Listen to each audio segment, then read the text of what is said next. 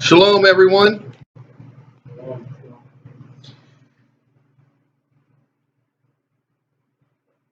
Kaylee, if you would, please blow the shavar for the beginning of service.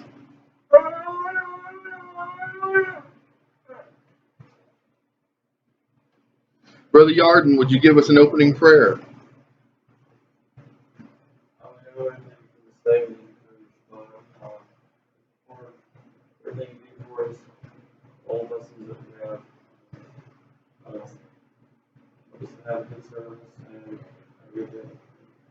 Amen. All right. As I said before, we're going to do things a little differently today.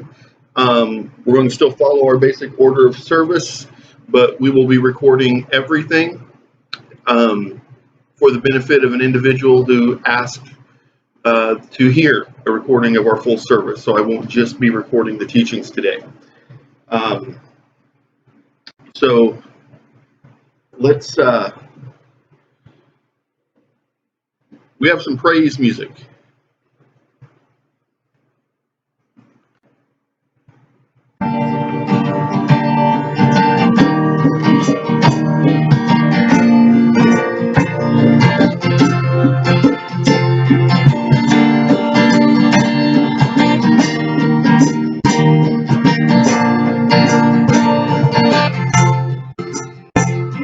Peace I come to know, though my heart flesh may fail.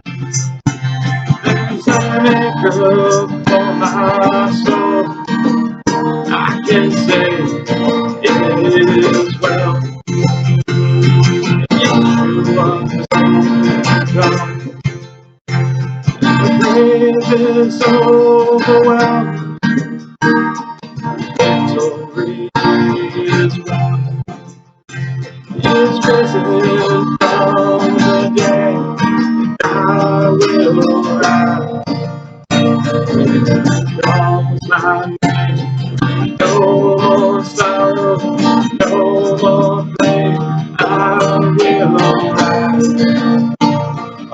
Eagles oh my God, fall on my knees and rise.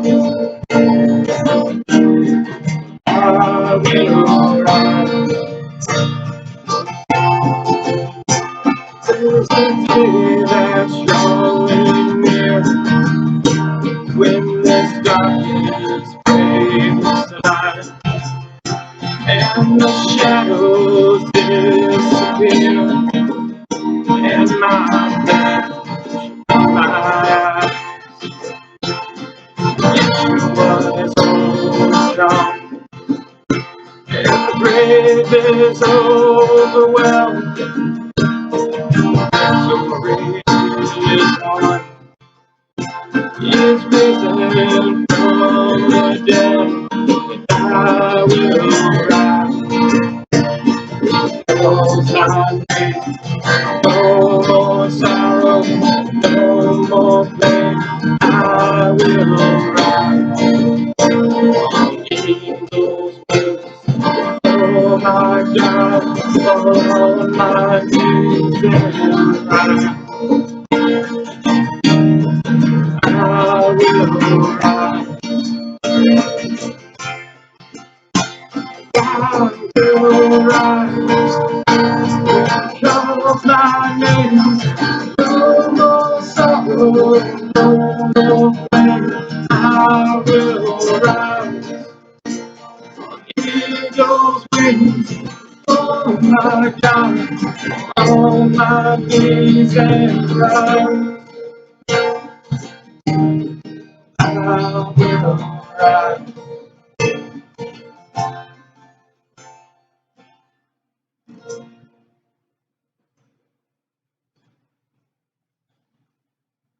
Thank you. All right, we're going to do Thanksgivings. Who would like to start?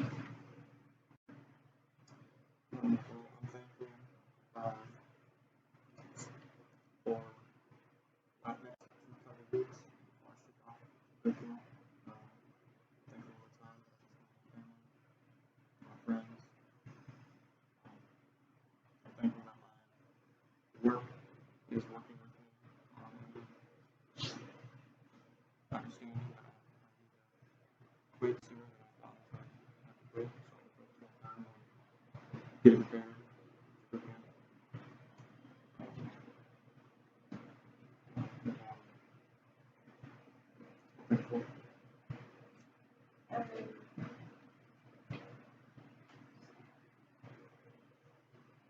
So you asked for a prayer.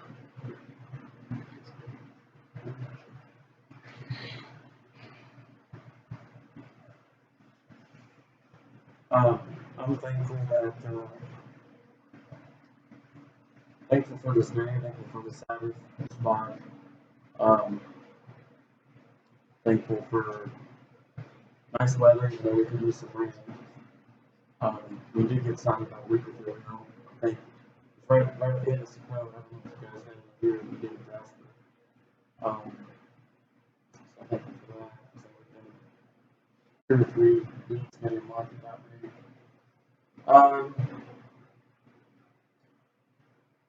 Thankful for a lot of things.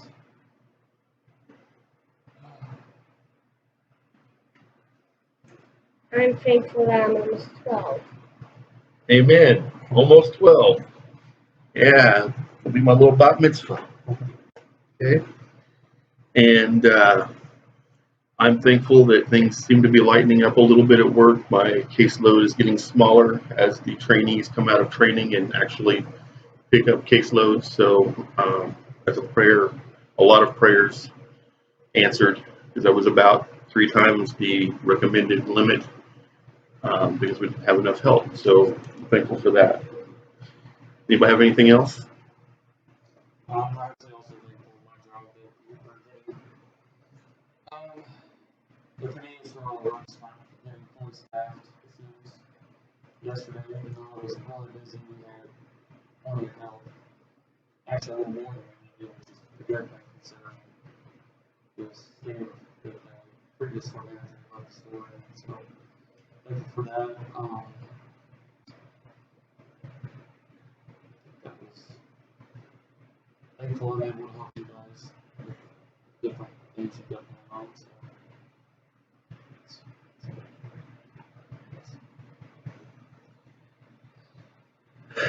Abba, Yehovah, Elohim, we come before you today with these thanksgivings. You are ever so active in our lives, always so blessing to us, always blessing us in ways that so often we fail to even appreciate.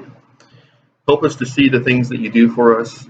Help us to give gratitude for them, though the thanks we give could never measure up to what you give us. Amen.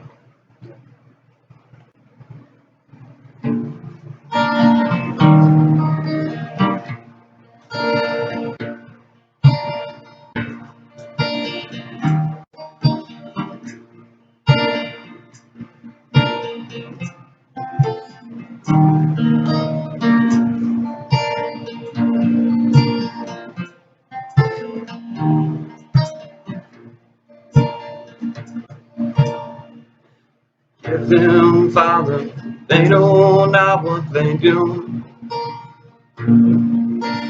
Give me, Father, I know what I've done. Spend my life hiding from you. Spend my time on the run. I spend at the window, walking through the fire.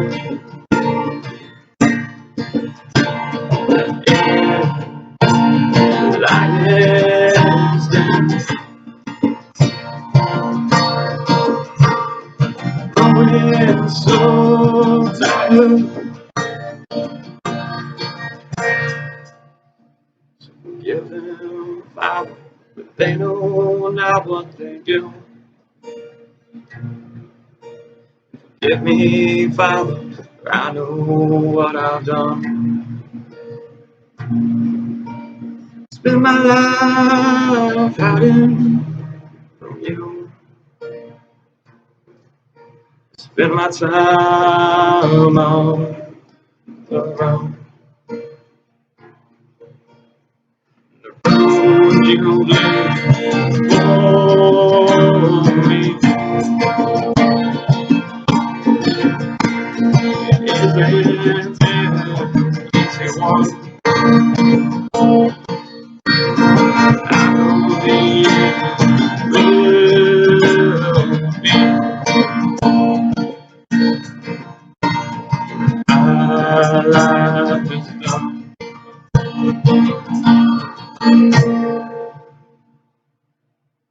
Give them, Father, they know not what they do. Give me, Father, I know what I've done. Spend my life hiding from you. Spend my time on the road. Give them, Father, for they know not what they do. Forgive me, Father, I know what I've done. Spend my life hiding from you. Spend my time on the road. Forgive me, Father, for I know what I've done.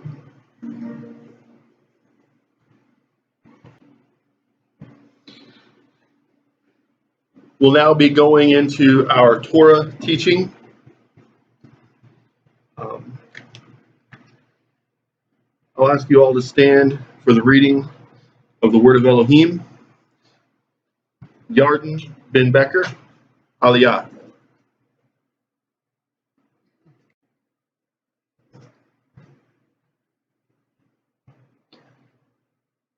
Genesis 37. Now Yaakov was settled in the land where his father had sojourned, the land of Canaan. This then is the line of Yaakov. At 17 years of age, Yosef tended the flocks with his brothers, as a helper to the sons of his father's wives, Bilhah and Zilpah. And Yosef brought bad reports of them to their father. Now Israel loved Yosef best of all his sons, for he was the child of his old age, and he had made him an ornamented tunic. And when his brothers saw that their father loved him more than any of his brothers, they hated him so that they could not speak a friendly word to him. Once Yosef had a dream which he told to his brothers, and they hated him even more. He said to them, "Hear this dream which I have dreamed. There we were binding sheaves in the field, when suddenly my sheaf stood up and remained upright. Then your sheaves gathered around and bowed low to my sheaf." His brothers answered, "Do you mean to reign over us? Do you mean to rule over us?" And they hated him even more for his talk about his dreams. He dreamed another dream and told it to his brothers, saying, "Look, I have had another dream. And this time the sun, the moon, and the 11 stars were bowing down to me." And when he told it to his father and brothers, his father berated him. "What," he said to him, "is this dream you have dreamed? Are we to come, I and your mother and your brothers, and bow low to you on the ground? Bow low to you to the ground." So his brothers were wrought up at him, and his father kept the matter in mind. One time, when his brothers had gone to pasture their father's flock at Shechem, Israel said to Yosef, "Your brothers are pasturing at Shechem. Come, I will send you to them." He answered, "I am ready." And he said to him, "Go and see how your brothers are and how the flocks are faring, and bring me back word." So he sent him from the valley of Hebron. When he reached Shechem, a man came upon him wandering in the fields. The man asked him, "What are you looking for?" He answered, "I am looking for my brothers. Could you tell me where they are pasturing?" The man said, "They have gone from here, for I heard them say, 'Let us go to Dothan.'" So Yosef followed his brothers and found them at Dothan. They saw him from afar, and before he came close to them, they conspired to kill him. They said to one another, "Here comes that dreamer. Come now, let us kill him and throw him into one of the pits, and we can say, 'A savage beast devoured him.' We shall see what comes of his dreams." But when Reuben heard it, he tried to save him from them. He said, "Let us not take his life." And Reuben went on, "Shed no blood. Cast him into that pit out in the wilderness, but do not touch him yourselves," intending to save him from them and restore him to his father. When Yusuf came up to his brothers, they stripped Yusuf of his tunic, the ornamented tunic that he was wearing, and took him and cast him into the pit. The pit was empty, there was no water in it. Then they sat down to a meal. Looking up, they saw a caravan of Ishmaelites coming from Gilead. Their camels bearing gum, balm, and ladanum to be taken to Mitzrayim. Then Yehudah said to his brothers, "What do we gain by killing our brother and covering up his blood? Come, let us sell him to the Ishmaelites, but let us not do away with him ourselves. After all, he is our brother, our own flesh." His brothers agreed. When Midianite traders passed by, they pulled Yusuf up out of the pit. They sold Yusuf for 20 pieces of silver to the Ishmaelites, who brought Joseph to Mitzrayim. When Reuben returned to the pit and saw that Yusuf was not in the pit, he rent his clothes. Returning to his brothers, he said, "The boy is gone. Now, what am I to do?" Then they took Yusuf's tunic, slaughtered a kid, and dipped the tunic in the blood. They had the ornamented tunic taken to their father, and they said, "We found this. Please examine it. Is it your son's tunic or not?" He recognized it and said, "My son's tunic, a savage beast devoured him. Joseph was torn by a beast." Yaakov rent his clothes, put sackcloth on his loins, and observed mourning for his son many days. All his sons and daughters sought to comfort him, but he refused to be comforted, saying, "No, I will go down mourning to my son in Sheol." Thus his father bewailed him. The Midianites, meanwhile, sold him in Mitzrayim to Potiphar, a courtier of Pharaoh and his chief steward.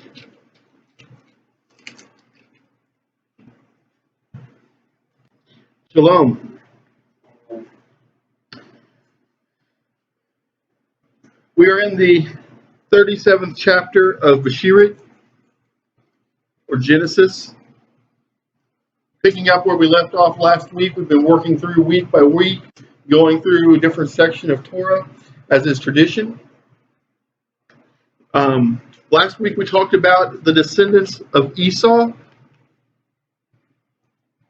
We talked about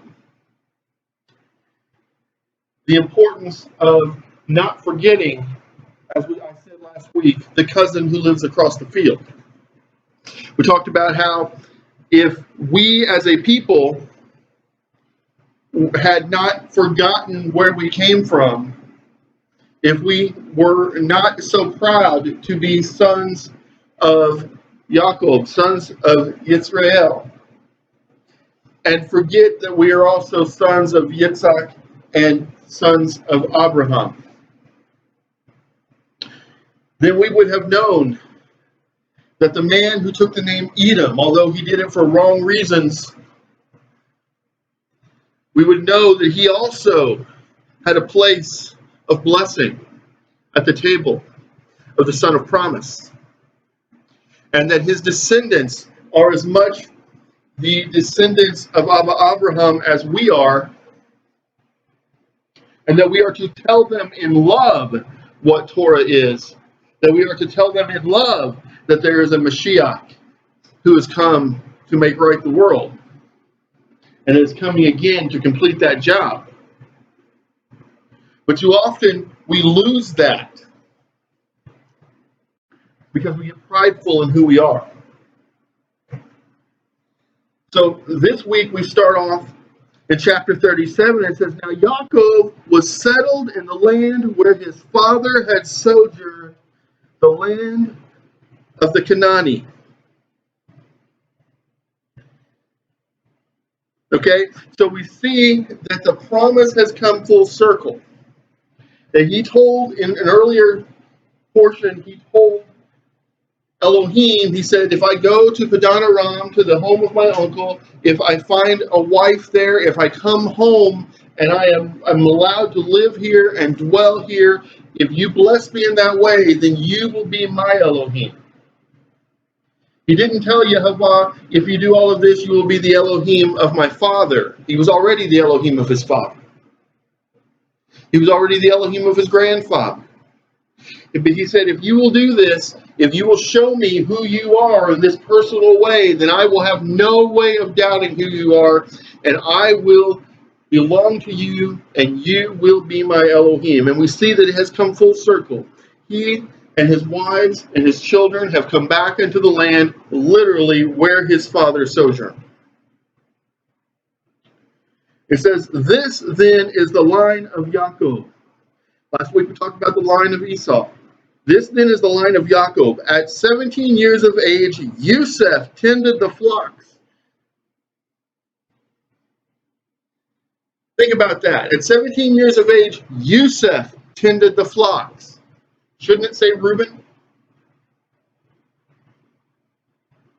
Okay, we're talking about a patrilineal lineage, an inheritance, a promise, and a covenant that is handed down from father to son, father to son, father to son. And yet once again, we see, what does he say? At 17 years of age, Yosef tended the flocks with his brother. How is that? Why would that be the way that we trace the lineage? Let me tell you something. If you understand the prophecies of the houses, okay, you will understand that one of the two houses, they talk about the 2 tribes and the 10 lost tribes, right? And I tell you, it's actually 2.5 and 9.5 if you really look at it, because Levi got divided between the two. But if you look at the greater number of Yisraelim in the world today, most don't even know who they are. Some are being woken up to their spiritual identities, but they've lost it, and they have to find it again. It has to be shown to them. And these, whether biologically such or not all of them are, but they are called by a name, Ephraim. Okay, throughout prophecy, the house of Ephraim is a term used to reference those so-called lost tribes. And they're not lost. They're right here with us. All you have to do is know how to identify the names, the surnames that they took when they went into the outlying areas. But Ephraim, down the road from here, is a son of Yosef. So when we say that they belong to Ephraim, we're saying that they belong to Yosef. And spiritually they do, because of what we're about to see happen to Yosef in this chapter. He's going to go out from his father's home, not by his will, but by force. We'll get to that. And that is what happened to the 9.5 tribes.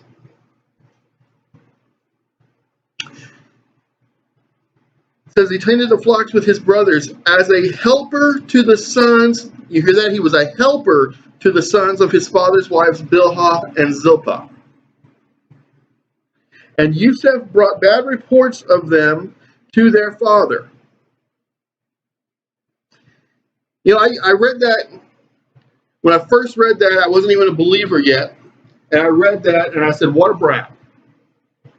Sure, the little brother's going to run home and tell dad everything that the older brothers are doing wrong.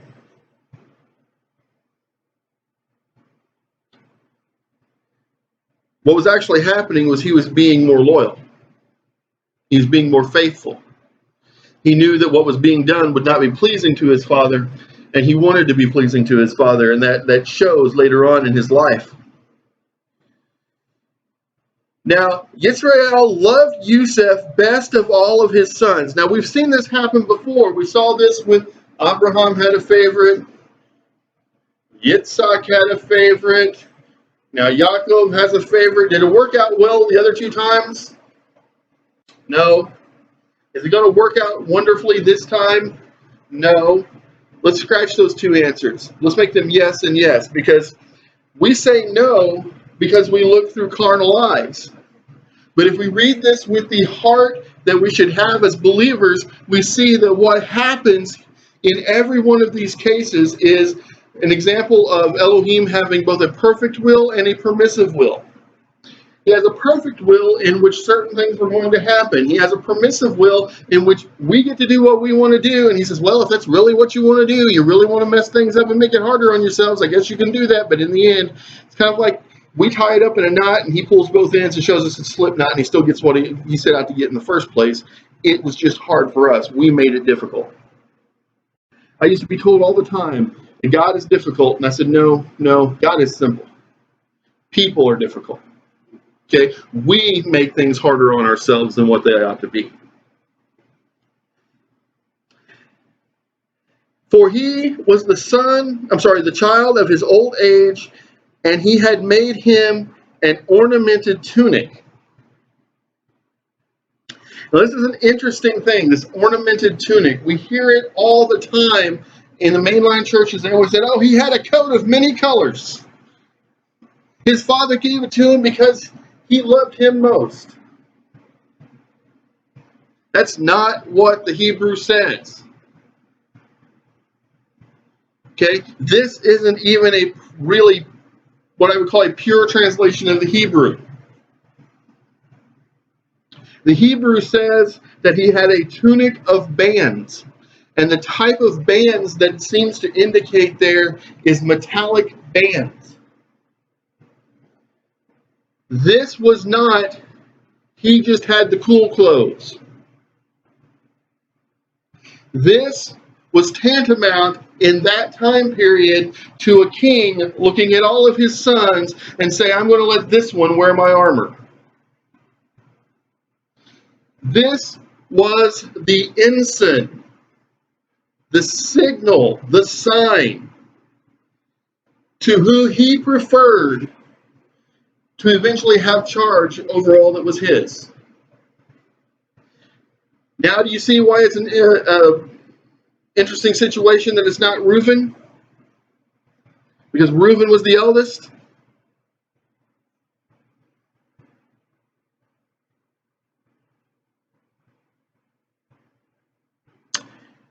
And when his brothers saw that their father loved him more than any of his brothers, now we're in trouble. They hated him so that they could not speak a friendly word to him. You know, we read this and we think, what a terrible thing to have that in a family structure, especially such a large family that should have been full of so much love and interdependence and should have been so strong. And the younger brother was hated because he was loved. You know what? It goes on today. It goes on today. I want to believe that my children do not believe that one is loved more than the others, but I guarantee you, if you ask this one, they'll say it's that one. If you ask that one, she'll say it's a different one. Not because I love my children any one more than the others, but because I have a different relationship with every child. Okay? I don't have the same relationship with my 18-year-old son that I have with my 16-month-old daughter. Okay? I don't have the same relationship with my 13-year-old daughter that I have with my 11-year-old daughter, almost 12, but 11. Because my 13-year-old daughter is at a different place in her life and needs different things from her father than what my 11-year-old daughter needs. Okay? And yet I try to show every one of them consistently love, and I'm sure still there are times when one will feel that another is loved more. But there are families, and I see this all the time, I see it in my work in mental health, there are families where I go into the home and usually this is the main thing that happens. It's a couple that got together after having other families, and like I'm thinking of one family that I deal with where her kids from before don't matter at all, and I see it. His kids from before are okay, but they're only in and out of the house on the weekends. And the children they have together, well, that's the family that they love. Okay? And it's not always that dynamic, but that's one that comes to mind. And what happens there is her children from the previous relationship resent the other children. And the other children feel entitled and think that they are better than her children from before. Okay? And that's a toxicity that destroys a family structure. But let me tell you what else happens. I see it in congregations. As I've traveled around and I've visited other fellowships of any denomination, you have believers who were born into families who helped start the congregation 100 years ago. And you have believers who came out of unbelieving families but are on fire but don't get treated with the same sort of love and respect as the people who just happen to be born into the right family who may not even be saved. But they're on the board because their dad was on the board. And their granddad was on the board. And their great-granddad built the building with his own two hands.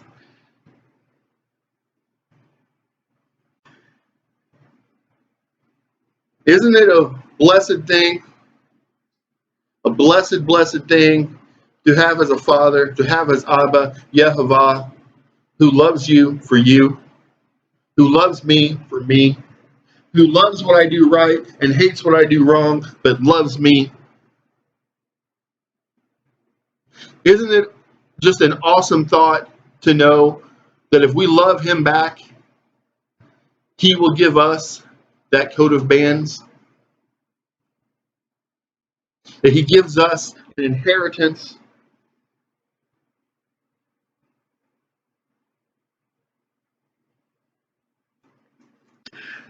Once Yusuf had a dream, which he told to his brothers, and they hated him even more.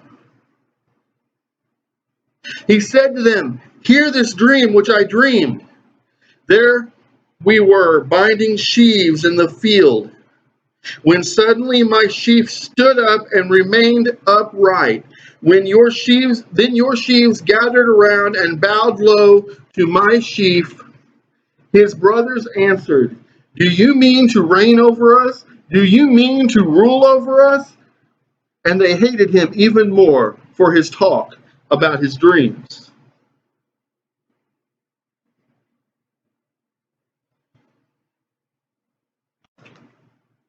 You know, sometimes people read that and they say, why on earth would they hate him for his dreams? It's not his fault Elohim gave him something. But don't we see that among believers today? Don't we see when a believer is given a gift? Don't we see other people line up and say, who's he to use that gift? I'll never forget, I had a beloved brother. I literally loved this man to death.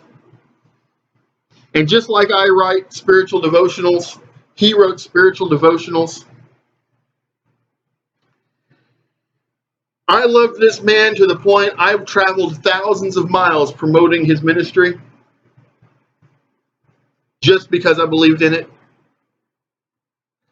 And when he would come through Indiana, he would stay at my house. We would feed him. We would shelter him. He would stand in the pulpit wherever I was ministering. And one day, he happened to find out, and I don't even know how he found out, but he happened to find out that I sold many, many times the books that he sold. And he became angry.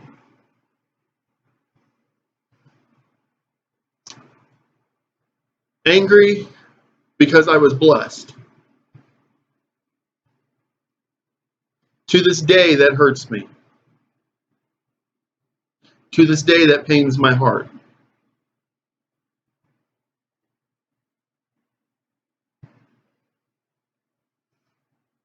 Woe to us if we see another believer being blessed with a gift and using it, and we degrade that believer. Because he didn't only tell me that I didn't deserve to be blessed that way. He told other believers that my book should not be read. He was jealous. But you know what happened? He didn't just, and we're getting ready to see it here, he didn't just hurt me, he hurt himself. And he didn't just hurt himself, he hurt every believer he told those things to. He didn't just hurt the person he was jealous of, he hurt himself and everyone he touched when he was in that mindset. And we all do it. We are all guilty at some point in our lives of being jealous of what Elohim has given someone else. And we need to stop that.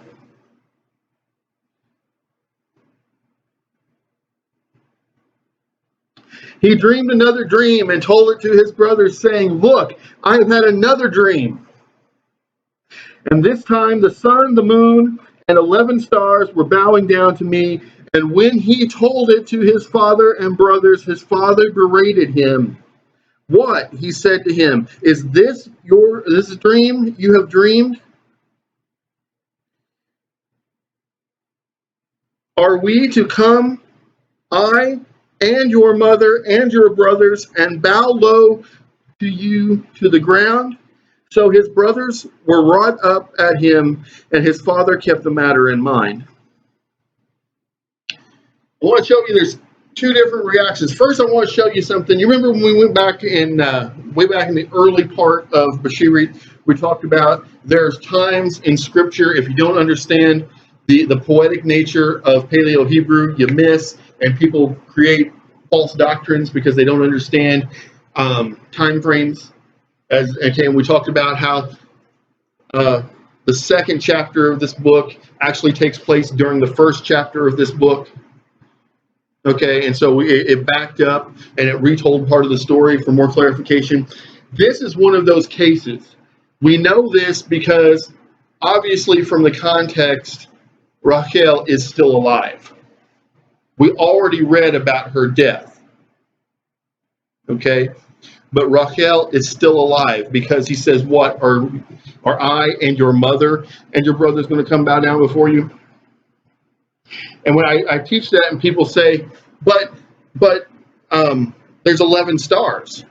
So obviously we're talking about the 11 brothers. So Binyamin must have been born. And I said, but no, there's 11 stars because he had 10 other sons and a daughter.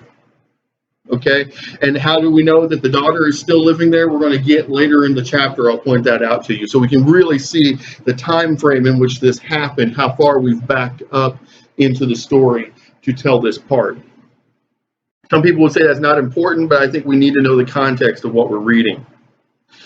The two responses we see here, we see the response of the brethren, the response of the brothers. We have the response of the father. Now, the brethren are younger, less mature. The father is older, more mature, is walking with Yehovah very closely at this point. Okay? The brethren, become more angry. They hate him more than they hated him before. The father becomes agitated with him and then steps back and just kind of keeps it in mind. And says, you know what? Maybe I better pay attention to what's going on here. It is unfortunately a natural part of our flesh that when we see someone else being blessed in a special way, that we say, hey, why can't I have that? But if we are mature in our faith, we will stop ourselves and we will back up and say, maybe I better pay attention to see what Elohim is doing here, because this is beyond me. One time, when his brothers had gone to pasture their father's flock at Shechem, so Yisrael and his people are still at Shechem. Were they still at Shechem after the situation with Dinah? Were they still at Shechem after Simeon and Levi went in and did what they did? No, they left that area. Okay? So the fact that they're still there tells us that this is before that instance, which tells us that that 11th star is Dinah. Because after this instance, she would not have been considered part of Yisrael. Or after that instance, I mean. Yisrael said to Yusef, "Your brothers are pasturing at Shechem. Come, I will send you to them." He answered, "I am ready." And he said to him, "Go and see how your brothers are and how the flocks are faring, and bring me back word." So he sent him from the valley of Hebron.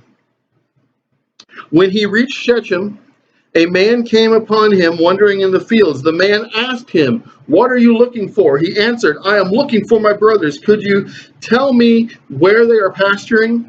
The man said, "They have gone from here, for I heard them say, 'Let us go to Dothan.'" So Yusef followed his brothers and found them at Dothan. They saw him from afar, and before he came close to them, they conspired to kill him. You know, I've walked into some mainline churches and felt a whole lot like Yusef. When the elders call me up and say, "We've been listening to you on the internet. We want you to come in and teach all this Old Testament stuff so we understand it better." And you get there, and the deacons, who in a lot of the mainline churches actually run the place, and they're already figuring out how to get you out. Or how to get me out. Yeah, okay, I've run into that. And I think when you go into a place where there's not been a whole lot of truth, where people are afraid of the truth because it's outside their doctrinal understanding, better be careful, because you may be coming up on your brothers, but they may be Yusef's brothers. Okay? Run into that a lot.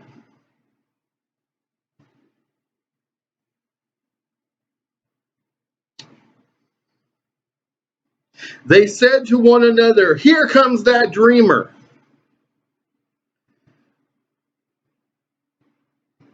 You ever heard that? Believer gets a mission, a ministry laid on his or her heart. Okay? Something they just know they're supposed to do for Elohim. And all the people who don't want to get behind it, they use the excuse. They say, "Oh, he's just a dreamer."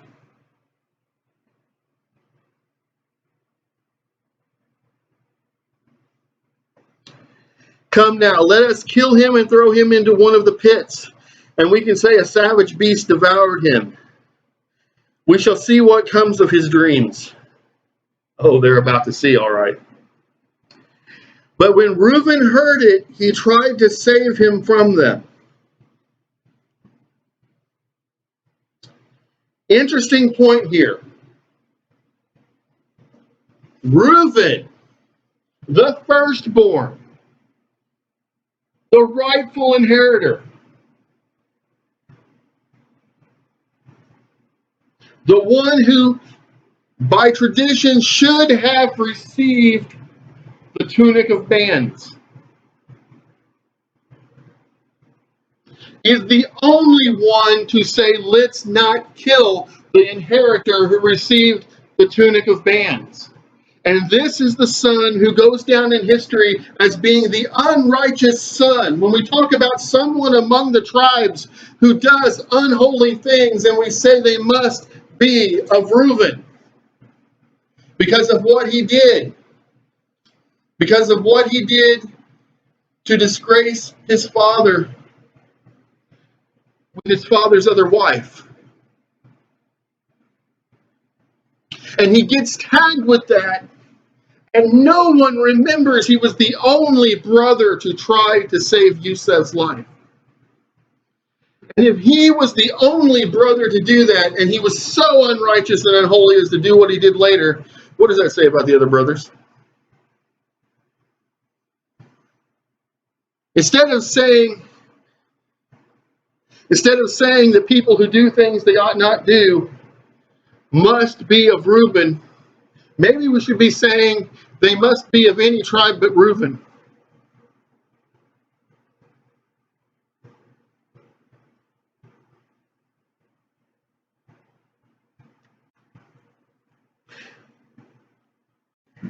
He tried to save him from them. He said, "Let us not take his life." And Reuben went on, "Shed no blood. Cast him into that pit out in the wilderness, but do not touch him yourselves," intending to save him from them and restore him to his father. Did you catch that? He wasn't just trying to save his life.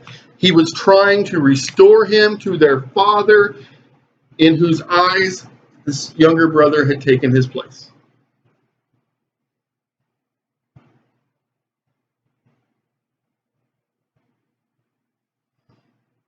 When Yusuf came up to his brothers, they stripped Yusuf of his tunic, the ornamented tunic that he was wearing, and took him and cast him into the pit. The pit was empty.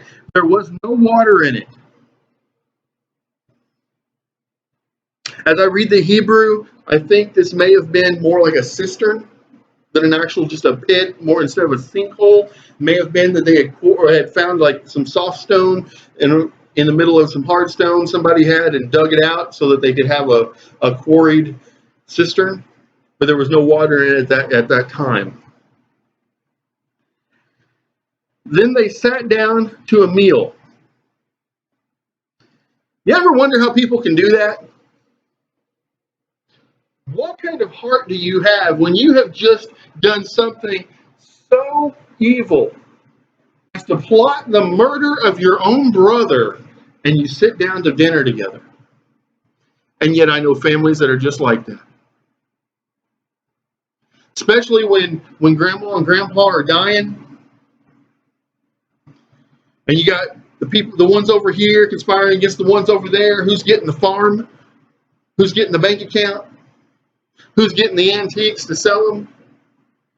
And as soon as they, I knew a guy called himself a minister. I wouldn't call him that. Of course, if you ask him, I'm not either. He literally was caught red-handed, stealing from a widow on her deathbed, was caught by her children. He was supposed to be there visiting her, was taking antiques out that were worth a lot of money out of her house to sell them, was caught. When the police came to his house later to arrest him, he was sitting down to dinner with his wife and kids like nothing had happened.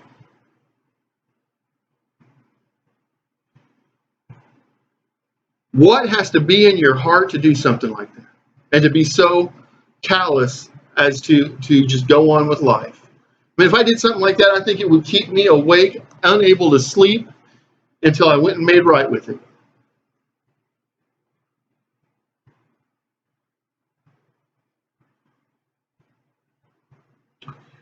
Looking up, they saw a caravan of Ishmaelim coming from Gilead. Their camels bearing gum, balm, and ladanum to be taken to Mitzrayim. Then Yehuda said to his brothers, "What do we gain by killing our brother and covering up his blood? Come, let us sell him to the Ishmaelim, but let us not do away with him ourselves. After all, he is our brother, our own flesh." Okay, so one other brother seems to have a conscience. His brother agreed. When Midyamin traders passed by, they pulled Yusuf up out of the pit. They sold Yusuf for 20 pieces of silver to the Ishmaelim and brought Yusuf to Mitzrayim.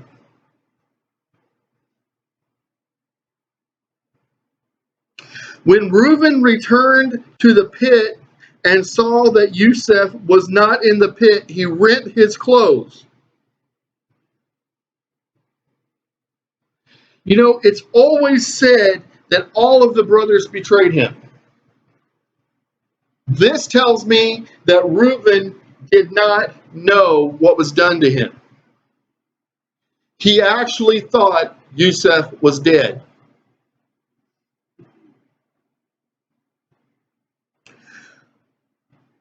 Returning to his brothers, he says, "The boy is gone. Now what am I to do? Then they took Yusef's tunic, slaughtered a kid, and dipped the tunic in the blood. Now, why would Reuben ask the question, now what am I supposed to do? Well, I think there's several reasons. Number one, he's the eldest. Whose head is this going to come down on? If anybody, who's going to pay the price? Reuben. Even if Yusef was dead from an animal slaughtering him, who is going to be held responsible? Reuben. Who thought that he was going to gain favor in the eyes of his father by saving the life of the favored son? Reuben. They had the ornamented tunic taken to their father, and they said, "We found this. Please examine it. Is it your son's tunic or not?" He recognized it and said, "My son's tunic. A savage beast devoured him. Yusef was torn by a beast." Yaakov rent his clothes, put sackcloth on his loins, and observed mourning for his son many days. All his sons and daughters sought to comfort him, but he refused to be comforted, saying, "No, I will go down mourning to my son in Sheol." Thus his father bewailed him. Now I want to point out to you, this word Sheol, a lot of times in English, this is translated to hell. Okay, that's not really what this word means. Sheol means the grave. Okay, he's not saying I'm going down into hell. So if you're reading an English translation that says hell, that's not what he's referring to. He's talking about the grave. Literally, means something that is underground. In Old English, when this word became later, as it was brought in through the translation process, it was carried over into the Old English, and literally people would talk about their root cellars and call it Sheol. Okay, because it's just a dark place under the ground where everything's buried.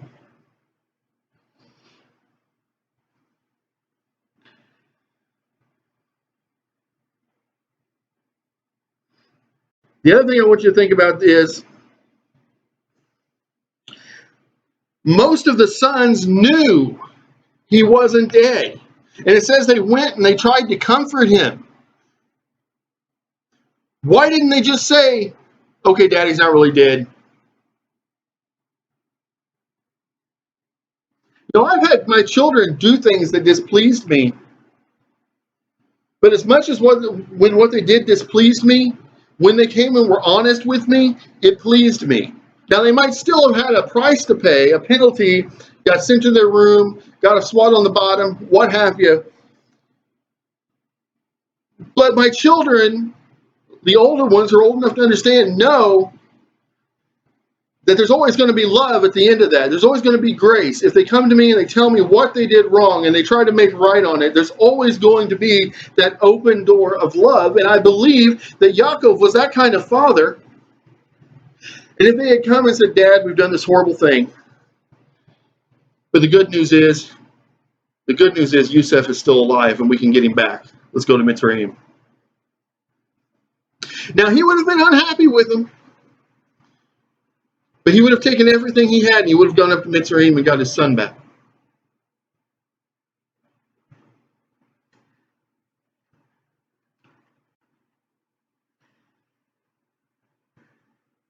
The Midianim, meanwhile, sold him in Mitzrayim to Potiphar, a courtier of Pharaoh and his chief steward. Now, I want to tell you something here. And I had never caught this until I was reading through this. And I happened to be rereading a book on history of the tribe of Yehudah as we've gone into diaspora, specifically a book about my wife's lineage. Okay, and I just happened to be reading the part about the high steward and how that plays in, and how the high steward who was of Yehudah has been basically able to hold together enough of a safe haven that those 9.5 tribes can continue to exist, even if they're in hiding, even if they don't know who they are right now. And as I'm reading this book, and it's an amazingly well-written book, I would loan it to anybody who wants to borrow it. And as I'm reading through that section, I'm also studying for this message today, and I'm seeing the correlation between what happened to Yusuf, being sold to the high steward and coming under his protection. And of course, we know that later on he basically becomes the high steward, but he becomes above him, becomes the governor. And if you read the book that I'm talking about, you'll see an amazing parallel there of what happened in my wife's family and what happens to Yusuf in the scripture. I believe that there is probably a great foreshadowing there of the protection of the 9.5 tribes.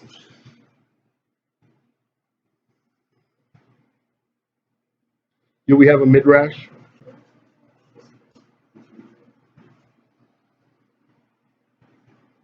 Anybody?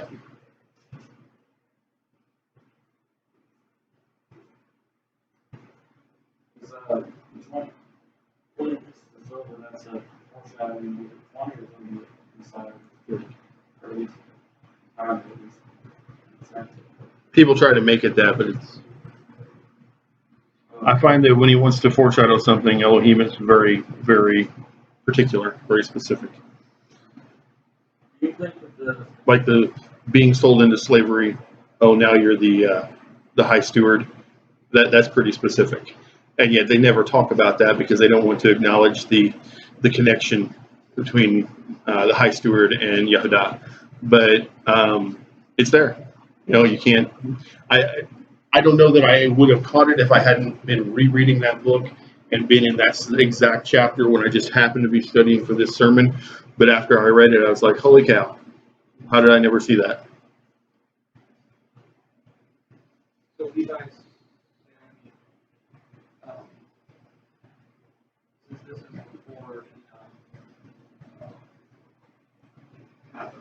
the issue happened, Levi said very, very interesting. Mhm. Where they're kill their brother, willing to kill their brother, Yeah. and then killing the whole nation. Yeah, I mean, well, it was a city-state, but yeah, I mean, that's a very good connection that I never really thought about. But I wonder how much, I mean, since they were willing to kill the entire city-state to get vengeance for their sister, but they were also, I wonder, that makes me wonder how much they were involved in the spurring on of the other brothers. Hey, let's do this. You know what I'm saying? Let's kill him. Let's make it look like we killed him. Let's sell him into slavery. Let's get rich. It also makes Latina, how she went out with the young women of the Mhm. Right. thinking her brother was dead. Reckless behavior as a young adult. You mean feel the pain of the loss may have afflicted? Yeah, I never thought about that. See, and do you see now why it's important that we study the context of the history? Because if you don't realize you're backing up into earlier in the story and you don't see the time frame and the order of things, then you miss that. You're right. She may have been, the recklessness of her actions may have been a part of her mourning for her brother's death. Okay, I mean, I'm not saying that was the right way to handle it. I'm saying it's human nature. You know what I'm saying? When you're going through the loss of another person and you do some things, you talk about your friend who died in Indianapolis a few years ago, and that still bothers you. And I know you bring that up from time to time, and that has affected you deeply. My cousin's murder affects me deeply to this day. Has set much of the course of my life. The pattern, the things that I do, working in mental health, working in criminal justice, trying to prevent those things from happening to other families. Part of how I ended up in that role was because of the loss of her. So, yeah, absolutely. She may have been choosing a bad path of coping, but it may have been her coping mechanism that she chose. I'd never thought about it quite that way. Probably didn't want to be around his brothers much either, because I knew that figured out how they were and wondered, well, whether they were really telling the truth. Or there were 10 of you out there, and you couldn't stop this one animal from killing my brother. Yeah, I could see that. We don't know how. We don't know how close Yusef and Dinah were. I always said it wrong. I said it wrong. I got to correct it. Dinah were. We don't know, but we do know this. We know that he was the youngest of her mother's children, and we know that he was the oldest of his mother's children, and that he was born not long before her brother. If I remember right, the order there, I think she was born after him, but probably not by many years. You also have to think, being the only sister, she was probably doted on by the older brothers, at least Yusef, if not the others. So, I mean, they were probably very, very close knit. I mean, we talk about my wife and her one brother are super, super close, closer than she is to any of the other siblings. And there's 5 of them. Okay, and why? It's because they were really close in age. And they did everything together. And so, yeah, you could also think that Raquel was not, from what we can tell, was not in the best of health. She had some problems that led to an early death, although she's still alive at this point because Benjamin isn't born yet. We don't know how sickly she might have been. And even though she was slightly younger than Yusef, she may have also had kind of a maternal kind of, I'm going to take care of you kind of attitude toward him. So, I mean, I'm sure it was a devastating loss.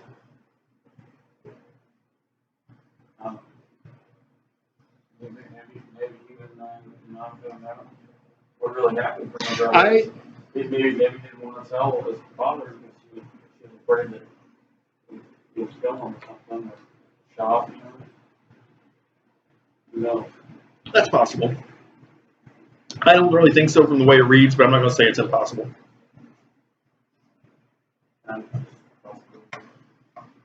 Anybody else?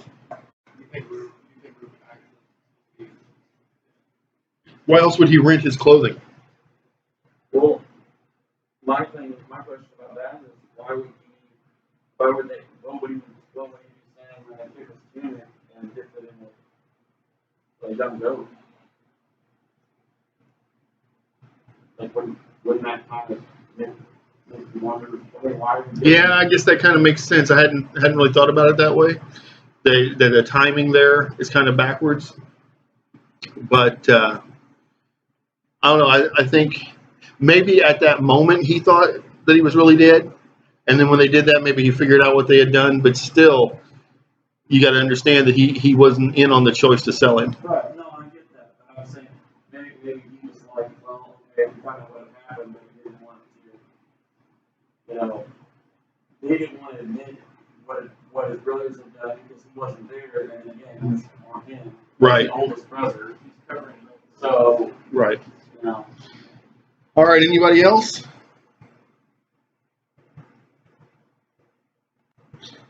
All right. At this time, I'm going to ask for a closing prayer for the first portion. I encourage you to get something to eat for Oneg. I'm not sure what was prepared. I'm sure my daughters have something prepared. And my daughter is shaking her head. Yes, there's something prepared. So enjoy. We'll come back. If you didn't catch it before, we have a special additional blessing today. When I was talking about we should not spurn other people's gifts. Scripture says that if one comes forward and says he has a message from Yehovah, that the eldership is not to turn him away, but allow the message to be heard with right discernment. But Brother Yarden messaged me this morning and said he has something from which prophet? From Joel? From Joel. And so after I do the teaching that was already planned, we will have a word from him. So eat well, come back ready to learn. Yaakov, would you say a closing prayer for this section?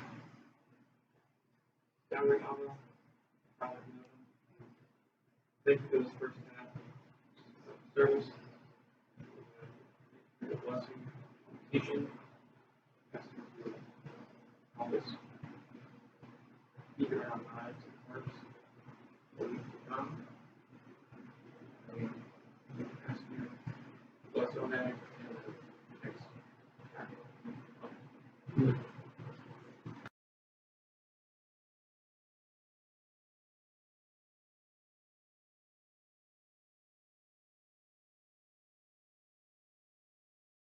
All right, shalom and welcome back. Hope everyone enjoyed Oneg. We need an opening prayer for the second portion of the service. Can I have a volunteer? Brother Yarden? I would thank you for this day, and for the honor that we have shared together, and also the service, and the ability to gather here, be here. And, most of us that are here, such as Brother Wally, lift him up. Thank you for that as well.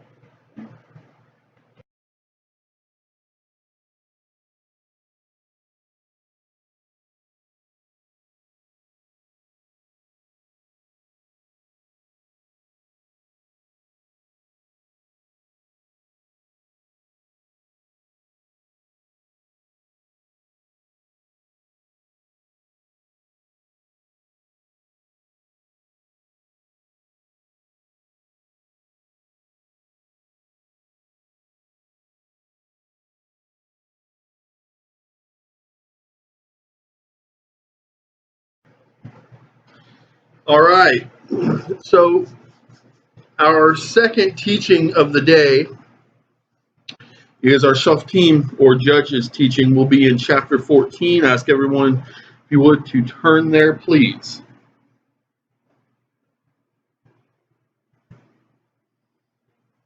It says, Shimshon went down to Timnah. And in Timnah he saw a woman who was one of the Philistines.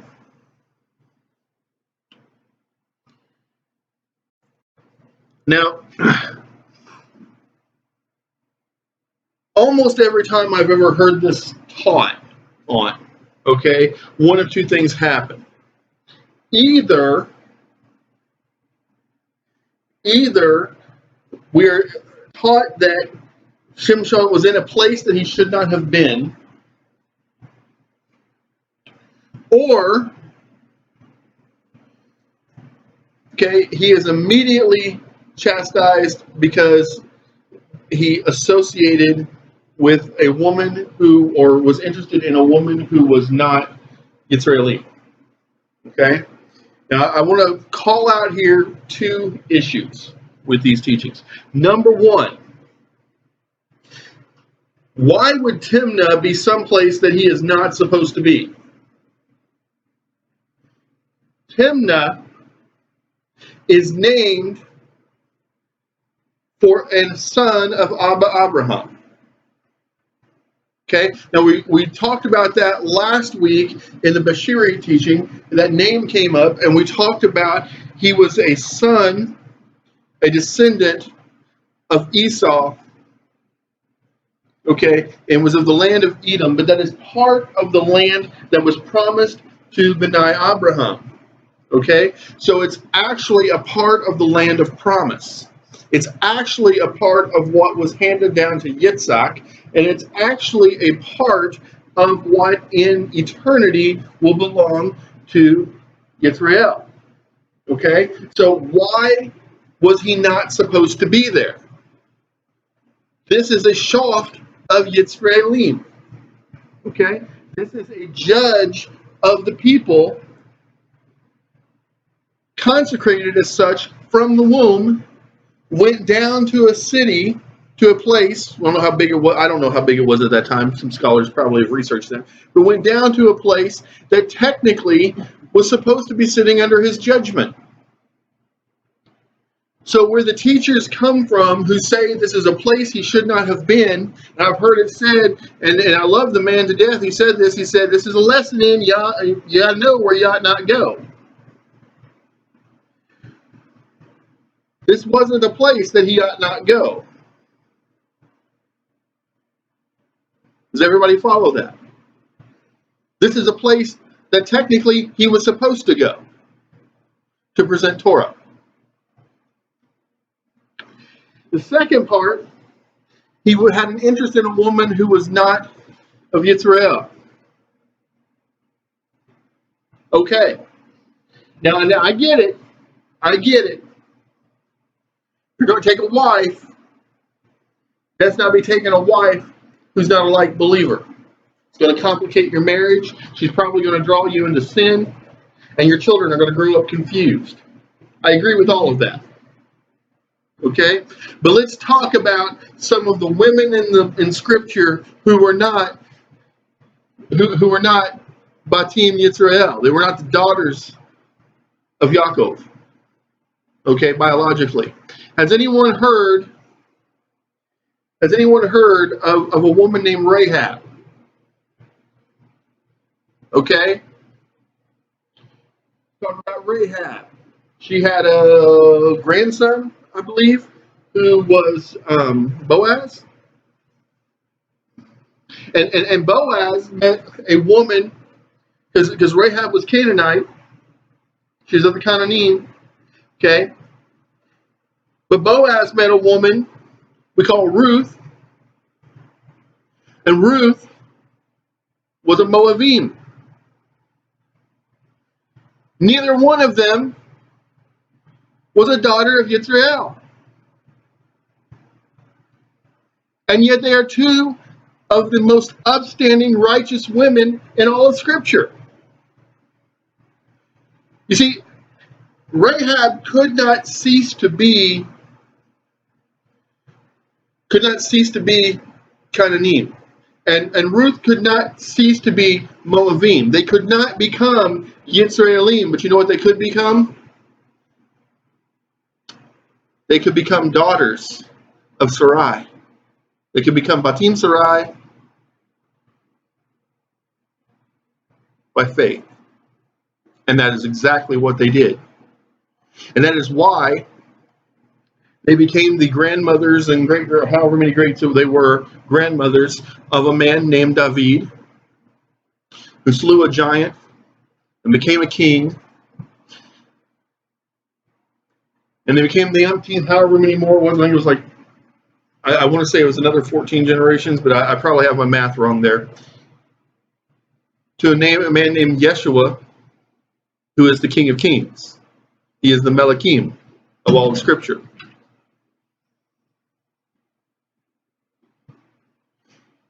And so when these teachers say that Shimshon should not have been in Timnah, should not have had any interest in a woman who was not Yisraelim, I have to call them out on that.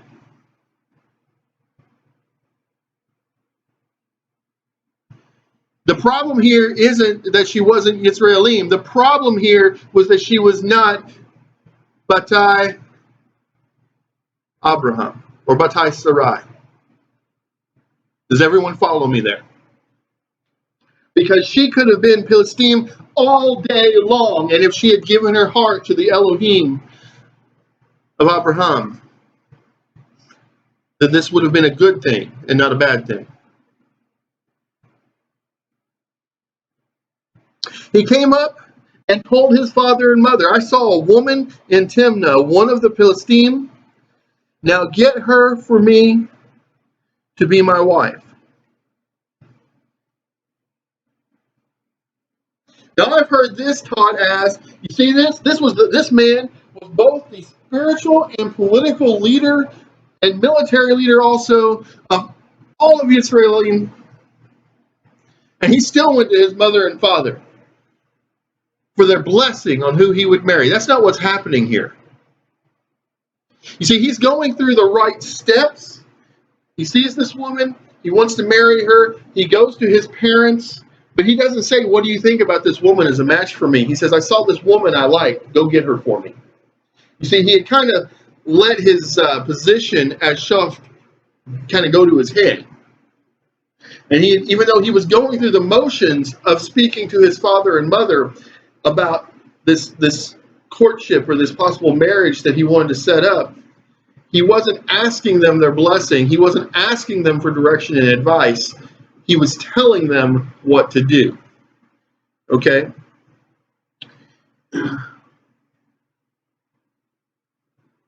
I was a senior minister over the ministry where my grandfather was a quote unquote lesser elder, if you want to put it that way.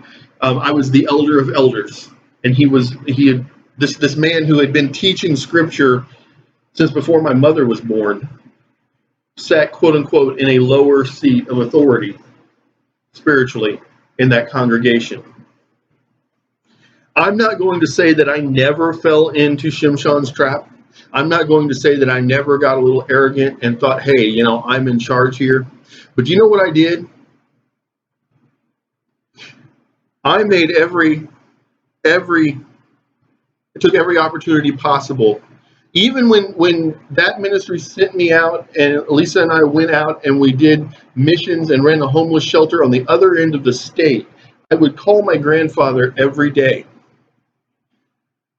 As his health got worse, it eventually got to where it was like every week. But at first it was like every day pretty much. I would call him and I would say, Grandpa, I think I know what I need to do here, but what do you think?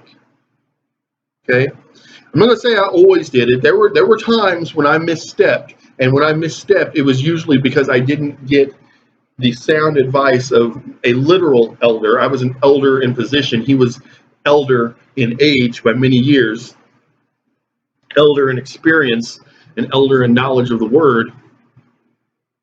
And you know what? He's been gone for quite a few years now. 12, I believe. And I think it's more than that? 11, less than that. Okay. So my son thinks it's 11 years. Something like that. I don't think there's been a day that has gone by that I haven't wished I could pick up the phone and say, Grandpa, I think I know what I need to do here. What do you think? I know there hasn't been a decision about the ministry that I haven't wished I could sit down with him and open up the word and have him show me where I might be off track. It is so easy. Just like I talked in the earlier session in Bashirit about how we can't let ourselves get caught up in, well, why does that person get that blessing? Why shouldn't I get that blessing? Okay, and we can't let ourselves be jealous. We also can't let ourselves be arrogant. Okay, we cannot allow ourselves to fall into the trap of, look what he has blessed me with, and he didn't give it to that person. So obviously, I'm the one who's in good with Elohim. So what I'm doing is right.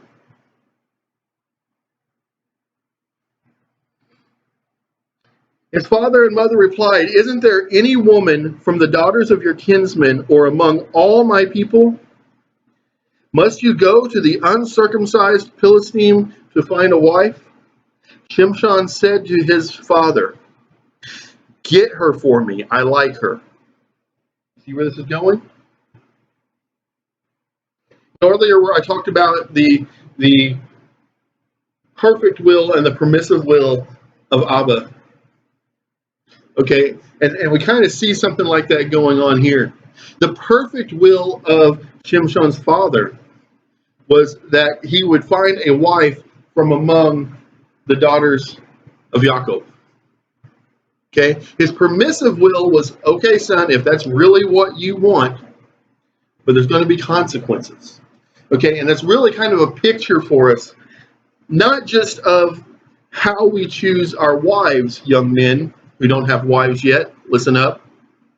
Okay, it's not just a picture of how we should look at potential mates, you who don't have a husband yet. It's a picture of how we should make every decision in our lives. Because just as as Shimshon's father had a perfect and permissive will, Abba Elohim has a perfect and permissive will for every decision we could ever make. And in the end, he's always going to work it out to what he wanted us to have, how he wanted things to be in the end. But if we complicate it, we hurt ourselves in the process, and it's going to take us a lot longer to get to the blessing that he has for us. His father and mother didn't know that all this came from Yehovah, who was seeking grounds for a quarrel with the Philistine. At that time, the Philistines were ruling Yisrael. Now, some people read that, and I can see where they get it, and they say, see, it was always Yehovah's intent for Shimshon to rebel against his father and mother and take this other woman as his wife. I don't see it that way. And I could be wrong, but I read this as that permissive will thing. Okay? It says, yes, it says Yehovah wanted a reason, basically, he was seeking grounds for a quarrel with the Philistine. You know what? Yehovah could have used anything as a grounds for a quarrel. If we're really honest about it, he didn't even need a grounds for a quarrel. We, Yisraelim, had rebelled against him. He had turned us over to the Philistine as a punishment. And when he decided it was time for us to take back the land, he could have just wiped out the Philistine, and we wouldn't have had to do anything. We didn't even have to be a part of it. He chose to let us be part of his glory. So the argument that it was always his intention for Shimshon to rebel against his parents holds no water. Shimshon went down with his father and mother to Timnah. When they came to the vineyards of Timnah, a young lion roared at him. The spirit of Yehovah came powerfully upon Shimshon, and barehanded he tore the lion in pieces as easily as if it had been a young goat. But he didn't tell his father or mother what he had done. Then he went down and talked with the woman and found he still liked her.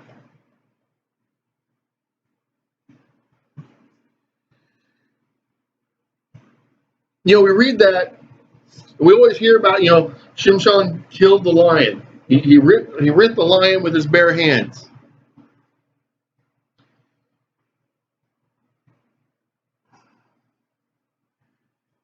They make it out like this was like the simplest thing. I believe this was the first time that the spirit of Yehovah actually came upon him. Okay, I don't believe that he had grown to the strength that he was going to be when his great feats later. You notice it says that he rented it as easily as if it was a young goat. I used to raise goats, more sheep than goats, but I raised a few goats.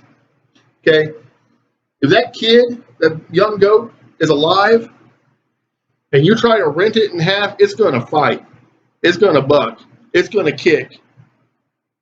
Okay, and could a grown man pull one apart alive? Yeah, it can. You can dislocate the joints and break the neck, and I mean it's doable, but it's not going to be simple. Okay, and so I think there's something in the context there that kind of points out that when he killed this lion, it was comparable to you or I, young men, going out and killing a goat. There was still a labor to it. Okay, as we go through his story, we're going to see that he becomes stronger and stronger, and it's going to have to do in part with obedience. But we'll get into that. Okay, but there's a message there that just because we're doing right, which he had actually rebelled against his parents, but he was still doing the things that the angel had told his parents he had to do if he was going to be Shav, okay, be used as Elohim planned to use him. But he was doing these things in obedience, and we're going to see him grow in his strength as a result.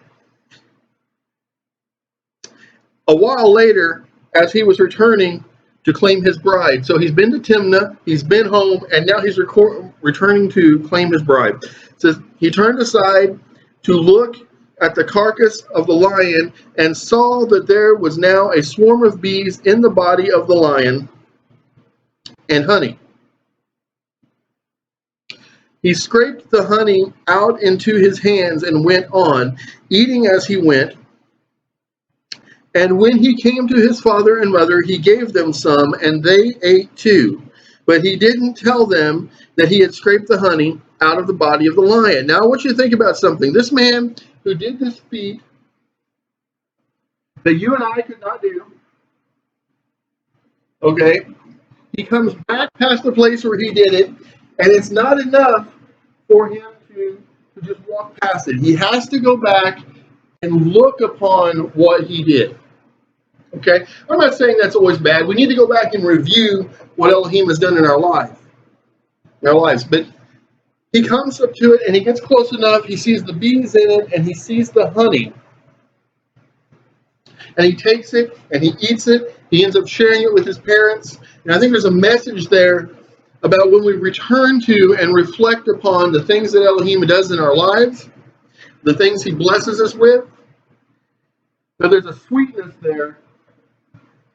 When we come into situations which may not seem as blessed, recently my daughter became very ill. We had to have her life flighted to another state to save her life.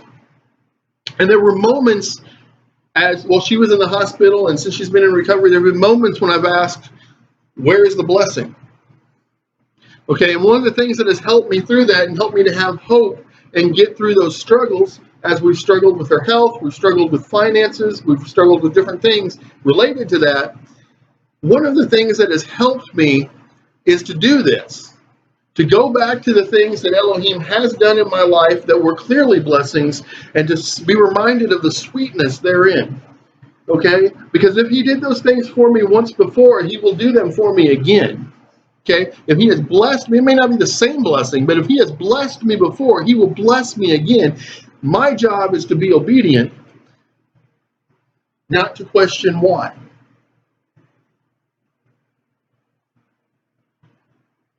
His father went down to the woman, and there Shimshon gave a banquet. That is what the young men used to do. Okay, so he's given a wedding banquet.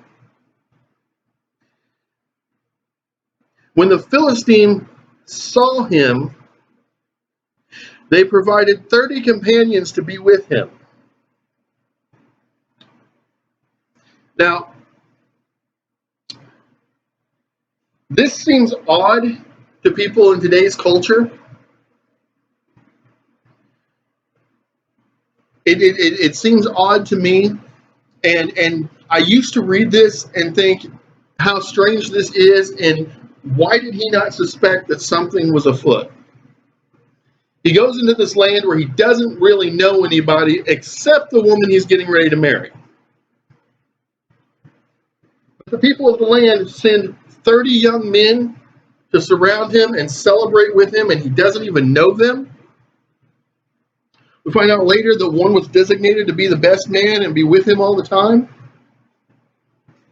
Now, if that happened to me, I want to believe I'd be like, this ain't kosher. Okay? My southern Indiana Jewishness would say, this ain't kosher. That's how I would say it. But my understanding now, having researched it, having read from different scholars, is that it was almost considered bad,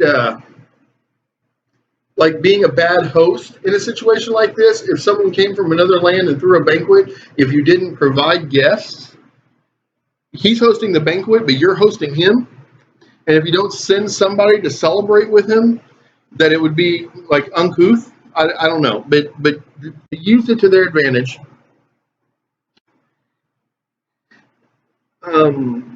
says, Shimshon said to them, let me present you with a riddle. If you can solve it within the 7 days of the banquet and tell me the solution, I will give you 30 linen shirts and 30 changes of good clothes.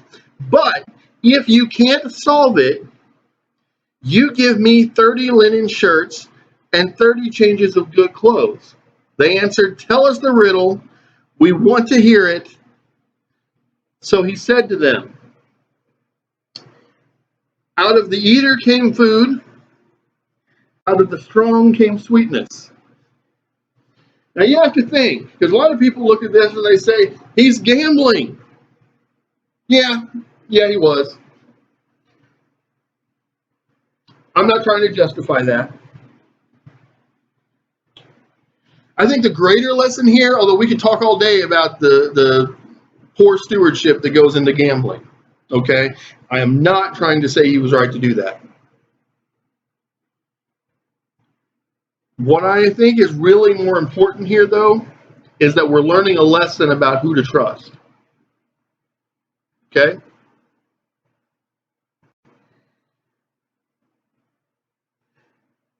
Three days passed, and they couldn't solve the riddle. Why? Because he was the only person who ever saw the lion.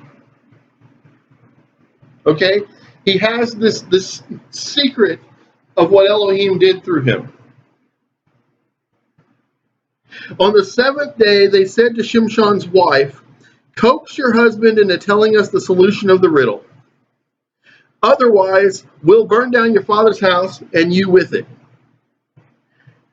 You two called us here to turn us into paupers, didn't you?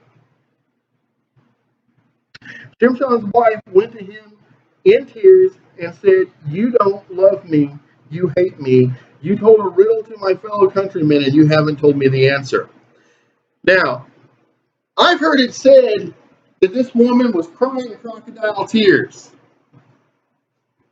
Okay? And I've heard it said that this woman never had any intention to be faithful to Shimshon. I don't believe either of those things are true. I believe these tears were born out of the fear that these men were going to kill her while burning down her father's house. And what young woman wouldn't cry in that fear? I don't think we can judge her for that. What I think we can judge is the fact that Shimshon barely knew this woman. Wanted to marry her. From what the text says, and he didn't read like he'd even had a conversation with her. And went and told his father and mother, go get her for my bride. This was purely a physical attraction. I think there's a message in that too. Because Proverbs 31 says the beauty is fleeting and passing. You should seek out a woman who loves and serves Yehovah. Shimshon wasn't doing that. Because if this woman loved Yehovah, she would have handled this differently. She would have gone to her future husband and she would have said, my kinsmen, my biological relatives over here have threatened to kill me by putting me in my father's house and setting fire to it if I don't get you to tell them the solution to this riddle. And then he, being Shimshon, probably would have gone out and slain them. Or his other option is he could have been like, you know what, I'll just give you 30 changes of clothes. Leave my wife alone. Okay? But she didn't do that. She resorted to the thinking of the flesh. She wept before him, probably legitimate tears because she was scared for her life, but she didn't bother to tell him what was going on. He said to her, look, I haven't even told it to my father and mother. Should I tell you? But she had been crying throughout the 7 days of the banquet. So on the seventh day, because she had kept pressing him, he told her the solution, and she passed it on to her people. Then before sundown on the seventh day, the men of the city came to him. What is sweeter than honey? And what is stronger than a lion? Oh, now Shimshon knows that he's been betrayed. He knows that his bride has sold him out. Shimshon answered, if you hadn't plowed with my young cow, you wouldn't have solved my riddle now. And people say, why would he call his bride a cow? His bride had just sold him out and betrayed him.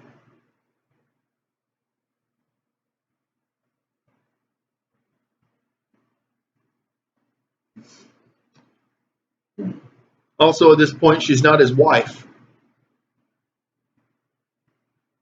People say, what? But they were having the celebration dinner, the feast. Yeah.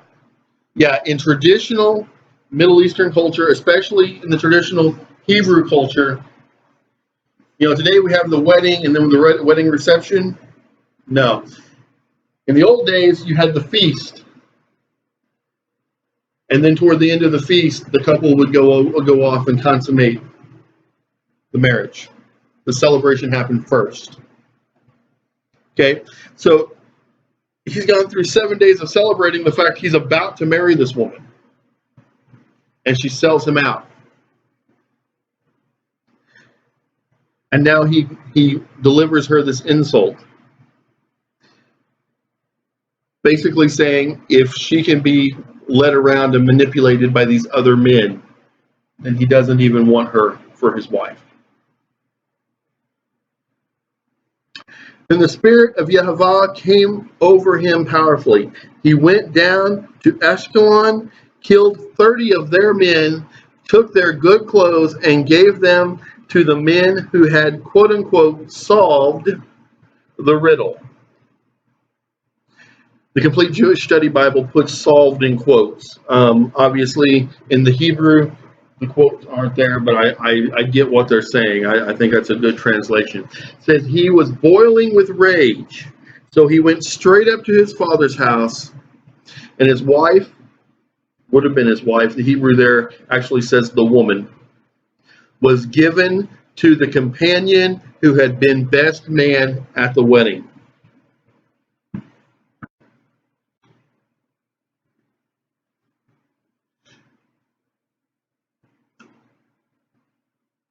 So we can see that neither she nor her father really had any desire for her to be his wife.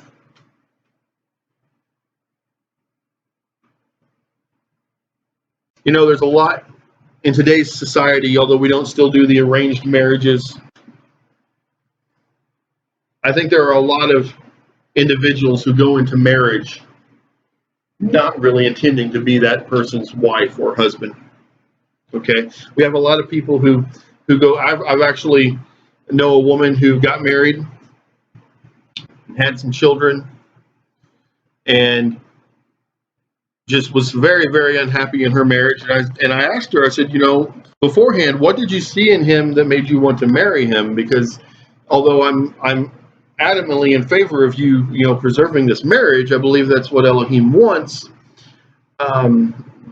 I just don't see that, that connection. And she literally told me, she said, well, I'd never been married before, and he asked me, so I thought, why not?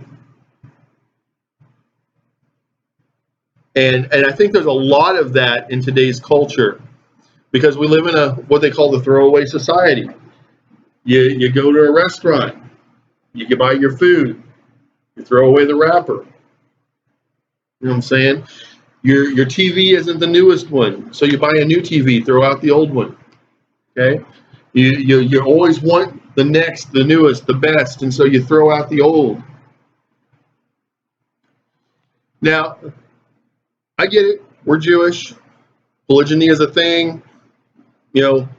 Half the tribes wouldn't exist if Yaakov hadn't had more than one wife. I'm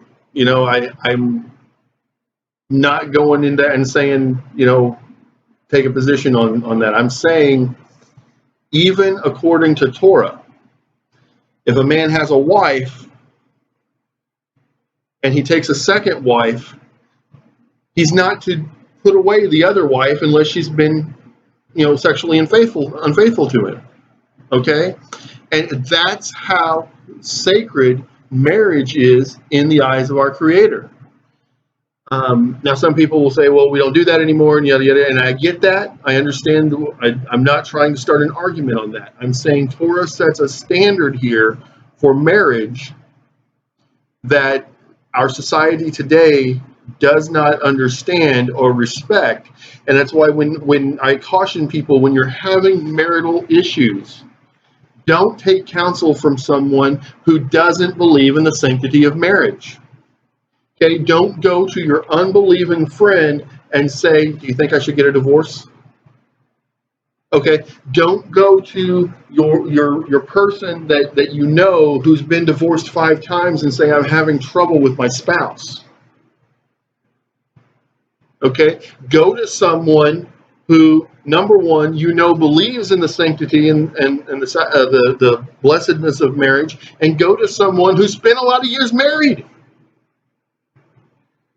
Okay, go to someone and say, okay, you've made it work for 50 years. How'd you do it? Because if you go to the person who has been divorced 4 or 5 times, they're not going to tell you to turn to the scripture and look at what marriage is and pray with your partner, your spouse, and they're not going to tell you those things. They're going to give you the phone number of a good divorce lawyer. Okay? And unfortunately, that's the society we live in. The society we live in today is no different than the Philistines who gave the bride to the next man in line.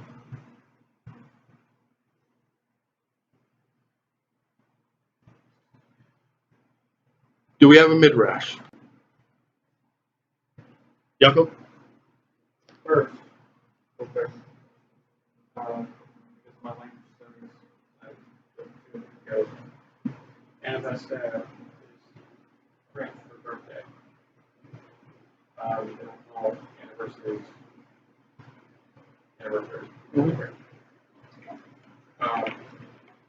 But when 2 individuals get married, it just becomes one.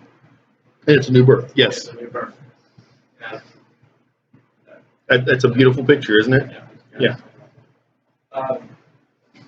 But anyway,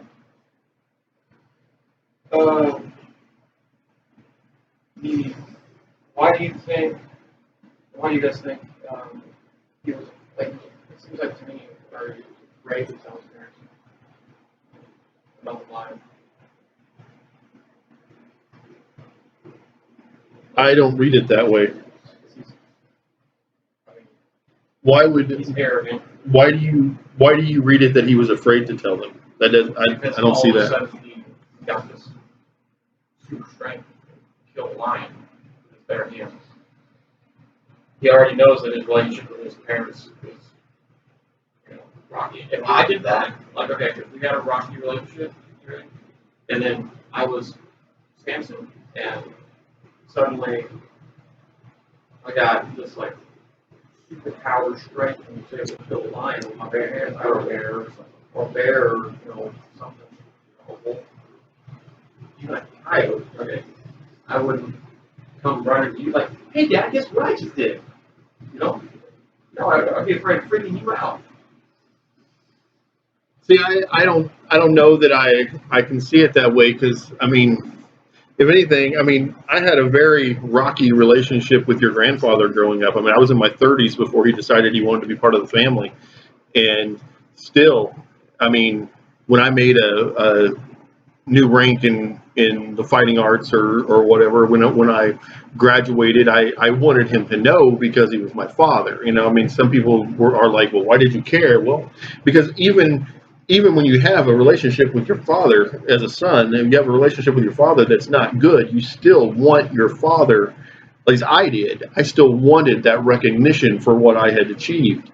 I didn't get it until much later, but I wanted it. And so I have trouble seeing, I'm not saying you're wrong, Yaakov, I'm not saying that. I'm saying I've been in that situation, and I still would have wanted to tell him. So I I find it odd, but I feel like for some reason he seemed to be scared to tell his parents. I feel like he shouldn't have been scared because his parents knew it was supposed to be great. My take on that is maybe it's such a shocking thing to be able to tear a lion in pieces that he was kind of in shock about it, like that he couldn't believe that he had done it. So it's like kind of like a PTSD thing. So when he comes back through there, he's like, I'm gonna look and did I really do that? Like, you know what I mean? Like, well, there's a skeleton. That's another thing you said that you like. or as I mentioned earlier, Brother Yarden messaged me earlier today. Stated he felt he'd been given a message, actually a series of messages from the prophets. And as Scripture commands, we're not going to silence him. We're going to let the Spirit speak. So with that said, Yarden Ben Becker, Aliyah.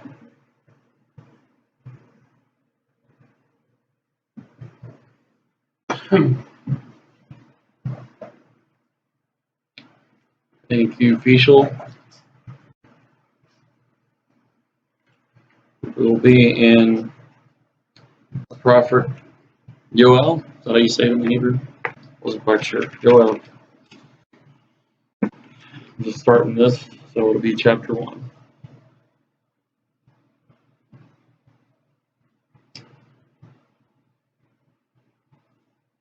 So everybody gets there.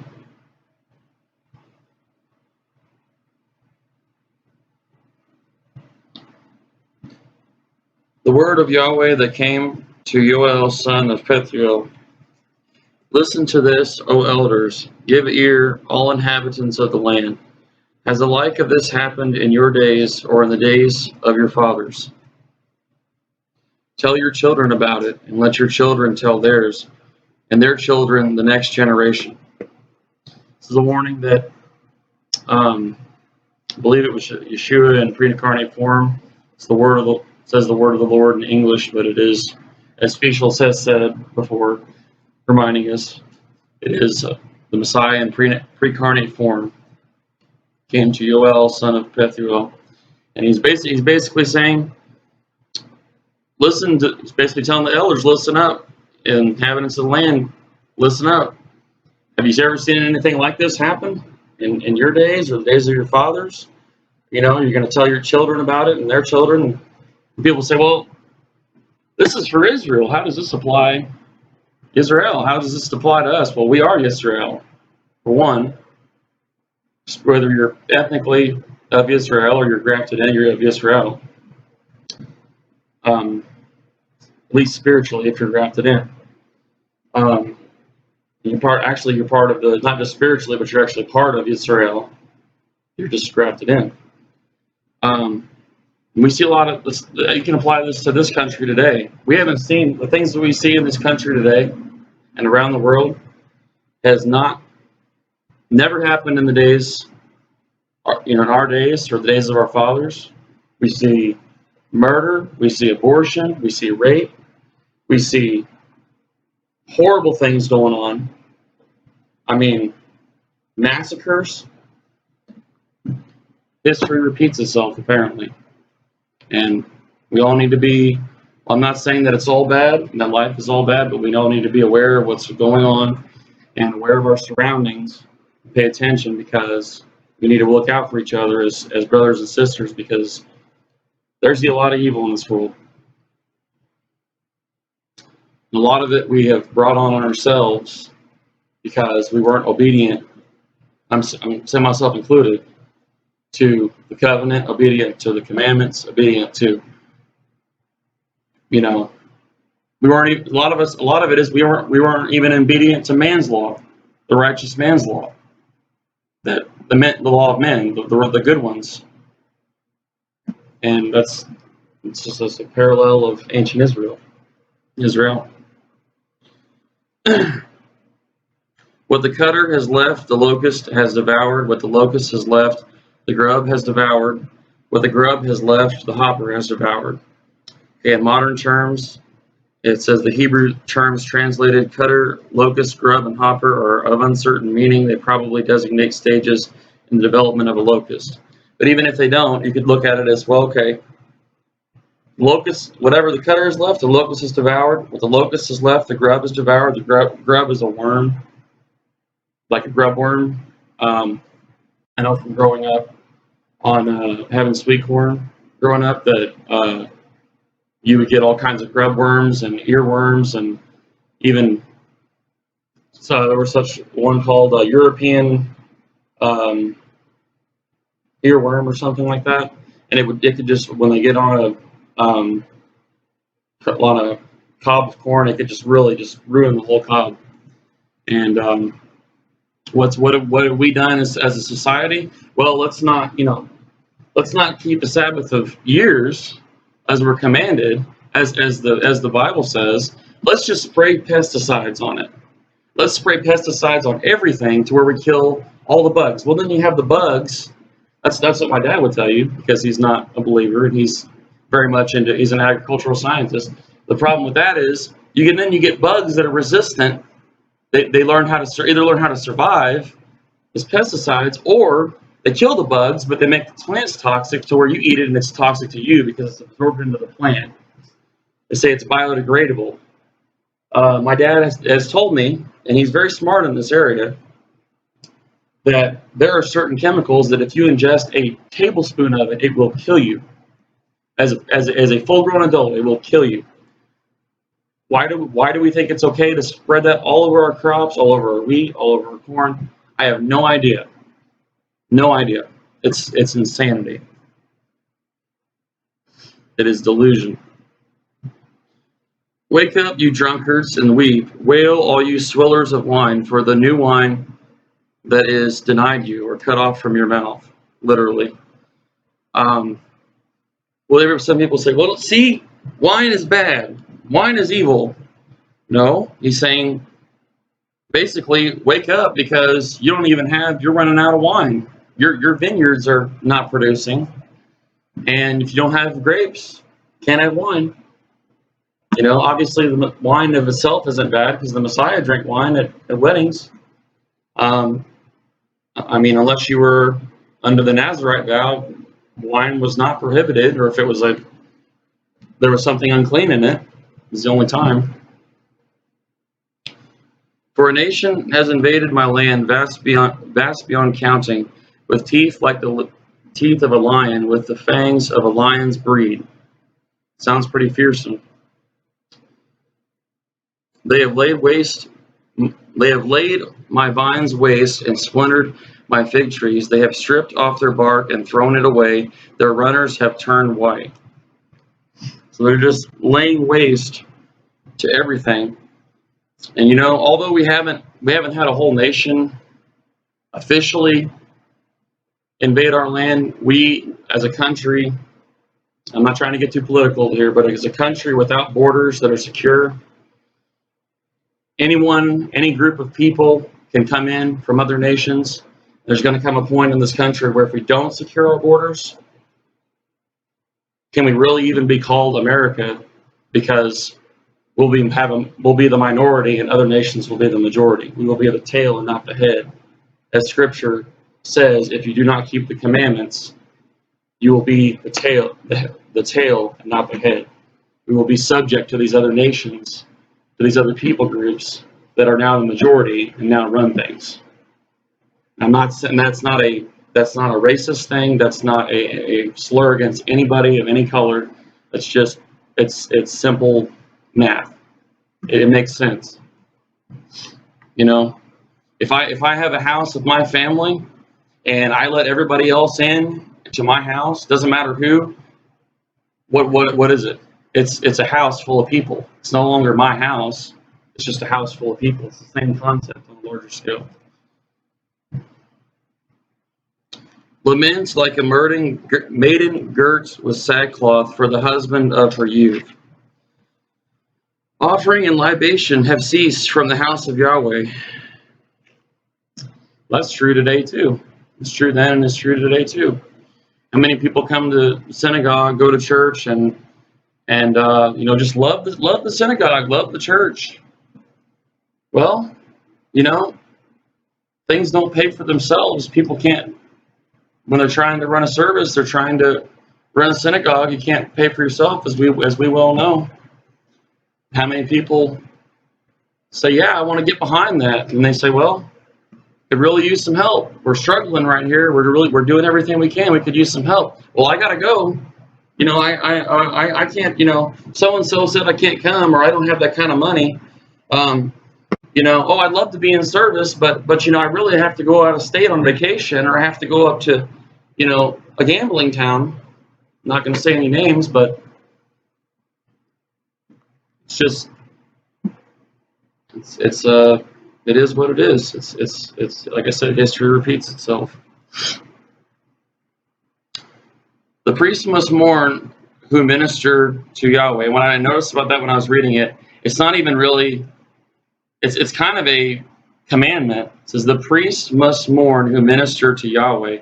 And although I do believe that Brother Fischel here is a righteous man, and he does a great job as leading the synagogue, there are many leaders of synagogues, especially the modern day church, that do not. They do not see the times. They do not see the writing on the wall. They don't see what's going on. They say everything is fine, like ancient Israel. Everything is fine. Everything is wonderful. Prosperity, peace. It doesn't matter what's going on outside these walls, but inside these walls, everything is fine. Doesn't matter that the orphan had her, what we were talking about earlier, you said an orphan had something stolen or something like that. It doesn't matter that they're taking her house, or that or raising people's rent, or lying. I'm going through a situation right now. I'll just let those of us here know. But for those listening, I'm going through a situation now where I have a new landlord that told all of the people in the apartment where I live that, to our faces, that he would not raise the rent. And he proceeded to, a little over a month later, now in October, is raising the rent. My rent is getting raised $150. And it's against the very contract that he himself gave me. And the man is, from what I understand, is very wealthy, and it's just sad. It's really, really sad. It's just like,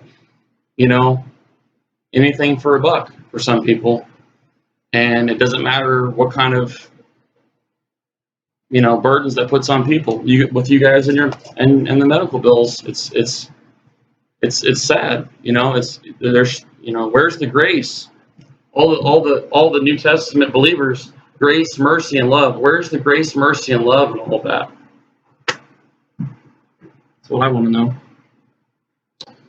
The country is ravaged. The ground must mourn, for the new grain is ravaged. The new wine is dried up. The new oil has failed.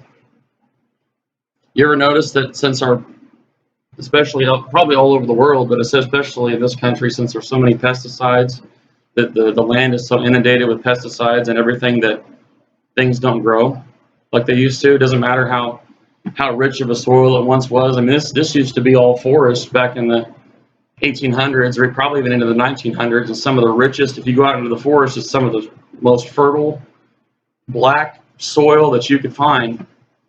But once they spray it and spray it and spray it with pesticides, it kills the nutrients in there, or they till it and don't let it land rest every 7 years like they're supposed to. Or even if they didn't understand that, if they don't let it rest at all for generations, if someone hasn't come into the understanding of it, or they don't practice good irrigation, or so saving the soil, it rushes off, the topsoil washes off, and this is what you're left with. You can't grow crops. I imagine some of this is probably going on if they weren't following the commandments in ancient Israel. They were probably doing a lot of the same things. It's just, thankfully, they probably didn't have, or I would say they didn't have a lot of pesticides and stuff that we do now. Farmers are dismayed and vine dressers wail over wheat and barley, for the crops of the field are lost. Well, we had a lot of that this year, flooding.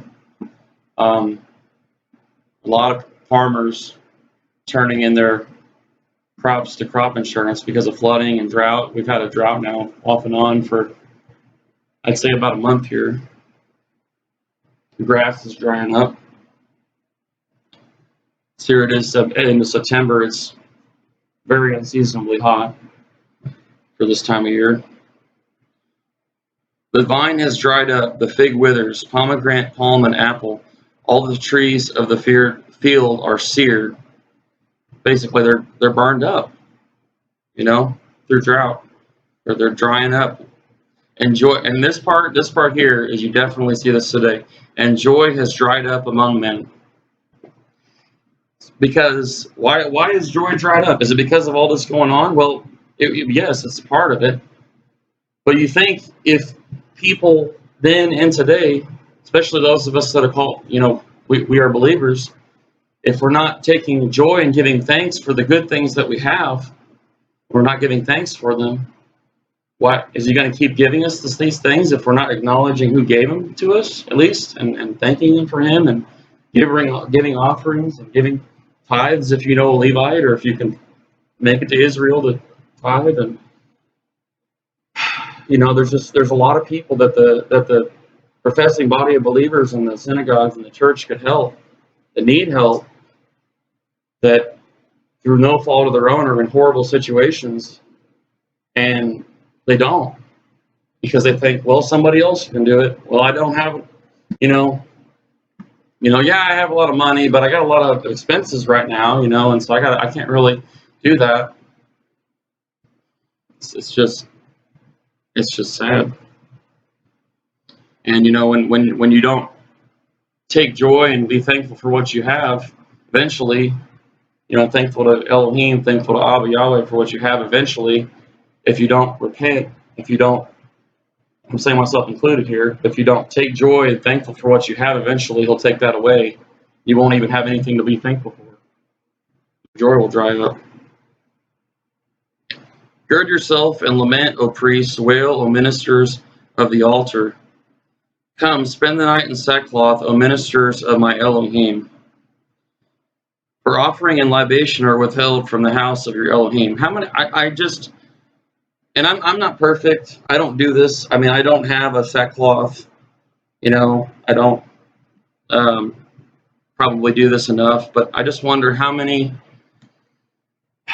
ministers and people in leadership of churches that know that things are bad, are really bad. I mean, I'm talking the mega, I'm specifically talking about the mega churches and those, the prosperity gospel and things like that, know things are bad. And even in the Messianic movement, know that things are, they're not everything is bad, but know that there's a lot of things that need to be made right. And we as Americans, as people that we may not have everything, we may be struggling, but we have more resources than a lot of people around the world, especially those that are wealthy. And yet, they're not wailing and lamenting. They're not, repenting. And you talk about the sins, like all the abortions, the abortion clinics, literally places you can go as a young woman. You're encouraged to go to murder your baby. They're not wailing. They're just, it's not being. God doesn't. Elohim doesn't turn a blind eye to that. He doesn't not see that. He sees that. He sees what's going on from the top down. Everything, everybody, all over the world, from the very top of the structure down to the bottom. I saw an article one day. Is a so-called lesbian or transgender pastor, woman, pastor in quotes. Okay, that's unbiblical anyway. Advocating for abortion. That's what it's come to now, and it's just sickening and appalling and just disgusting. And I don't understand why more people aren't calling certain things out, because they need to be called out.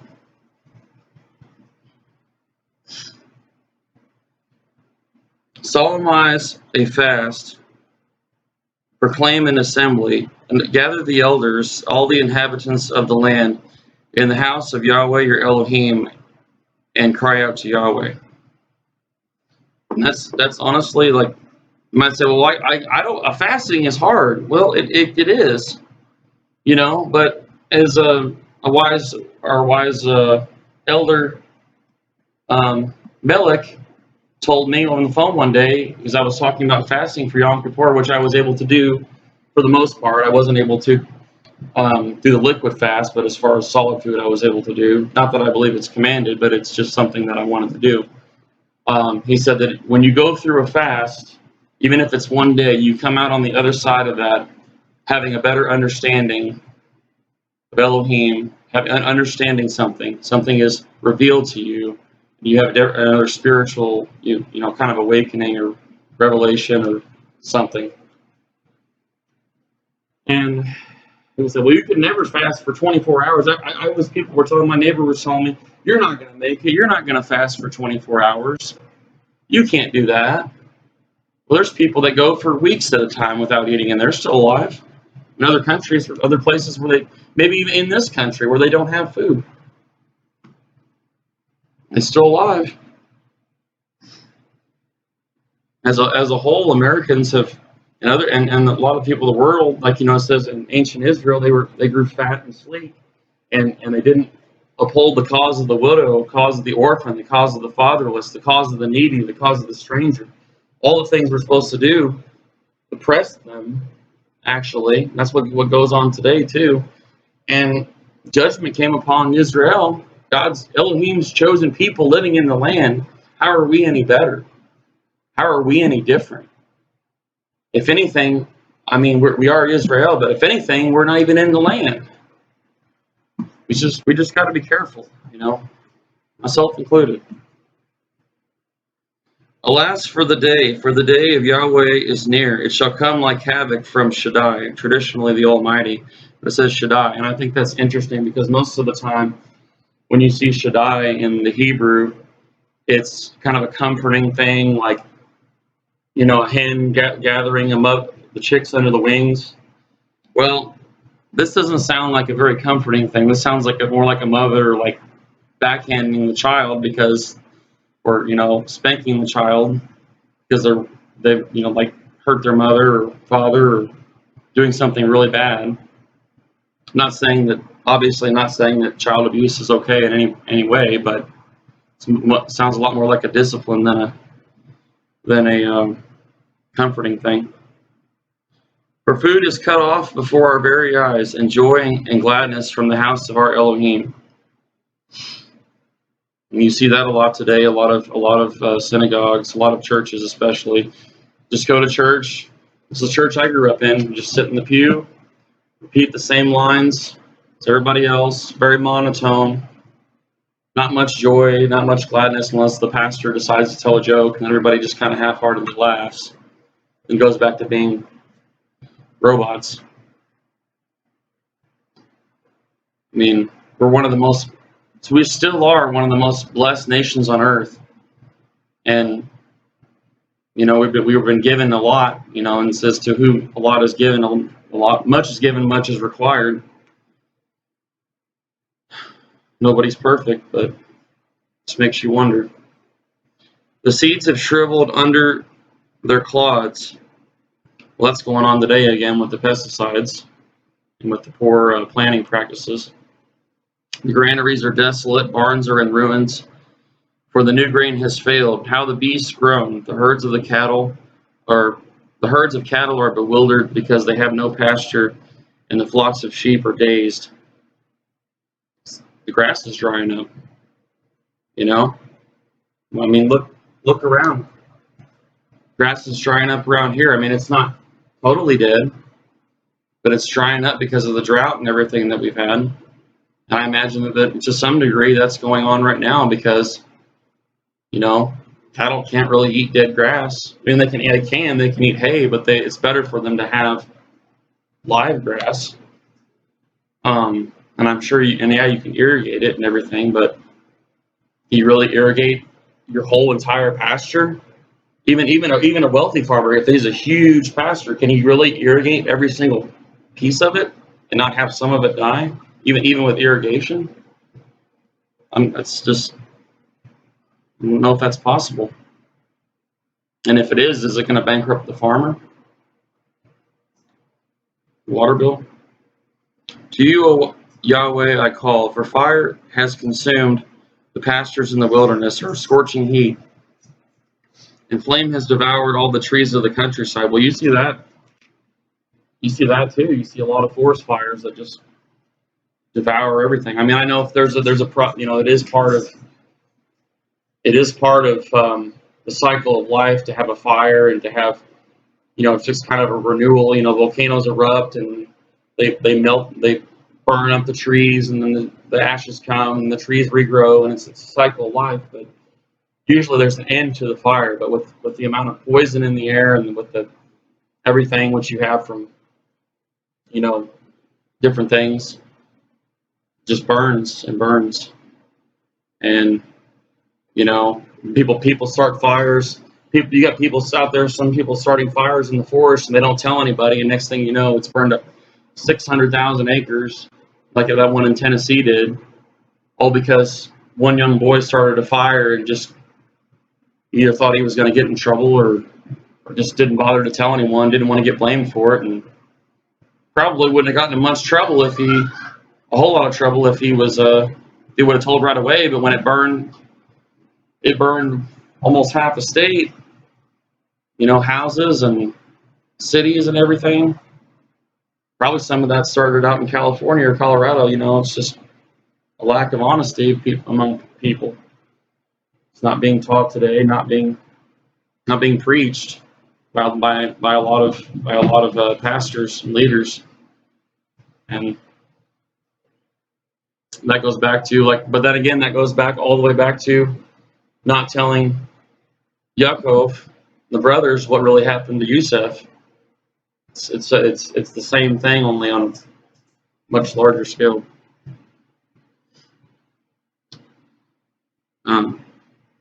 The very beasts of the field cry out to you, for the watercourses are dried up, and fire has consumed the pastures in the wilderness. And I realize this is not a very positive chapter. It's not a very good pronouncement against Israel or the comparisons that I've made to the U.S. But I mean, while there is still hope and joy and gladness, and there should be, it's not. There's a lot of things that going on that are not right. I mean, even in the body of believers, and I'm not, maybe putting myself up on a pedestal or anything like that, because I know I have my issues. But we're living in the last days. I really believe that. I really don't believe I'm going to be an old man before I see the end, because things are really speeding up, and we need to wake up before it's too late. Does anybody have any midrash questions? All right. Before we close, we'll take prayer requests. We'll start over here. I'd like to pray for Wally with his health.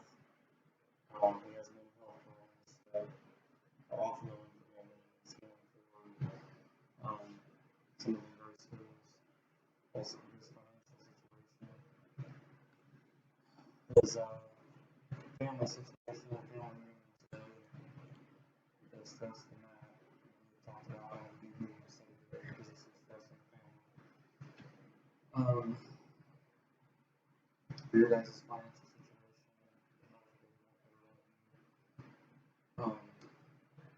my financial situation, my health,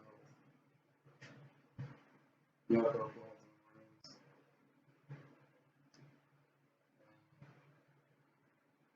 my family, the whole world.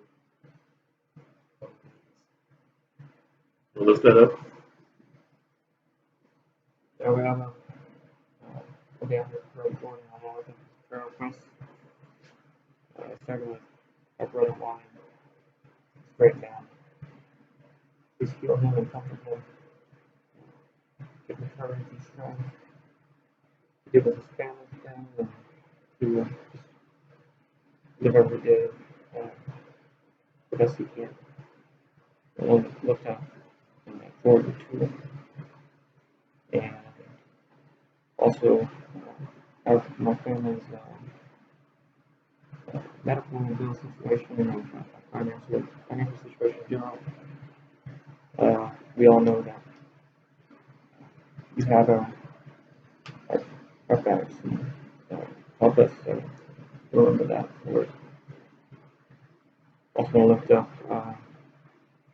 my intern boot camp here soon, and going to lift up the entire world right now. Not a good place right now.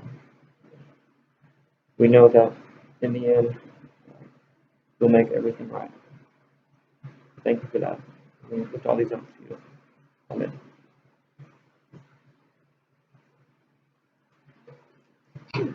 Prayers for the world. Anything specific?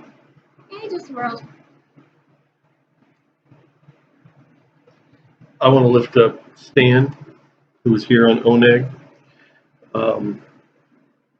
Ethnically Jewish, but very much trying to figure out what he believes, but he's going through some hard times.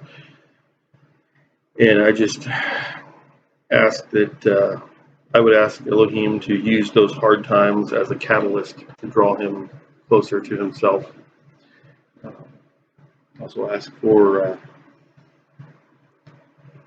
some relief for Lisa as she's going through this pregnancy. So far, it's been the hardest pregnancy she's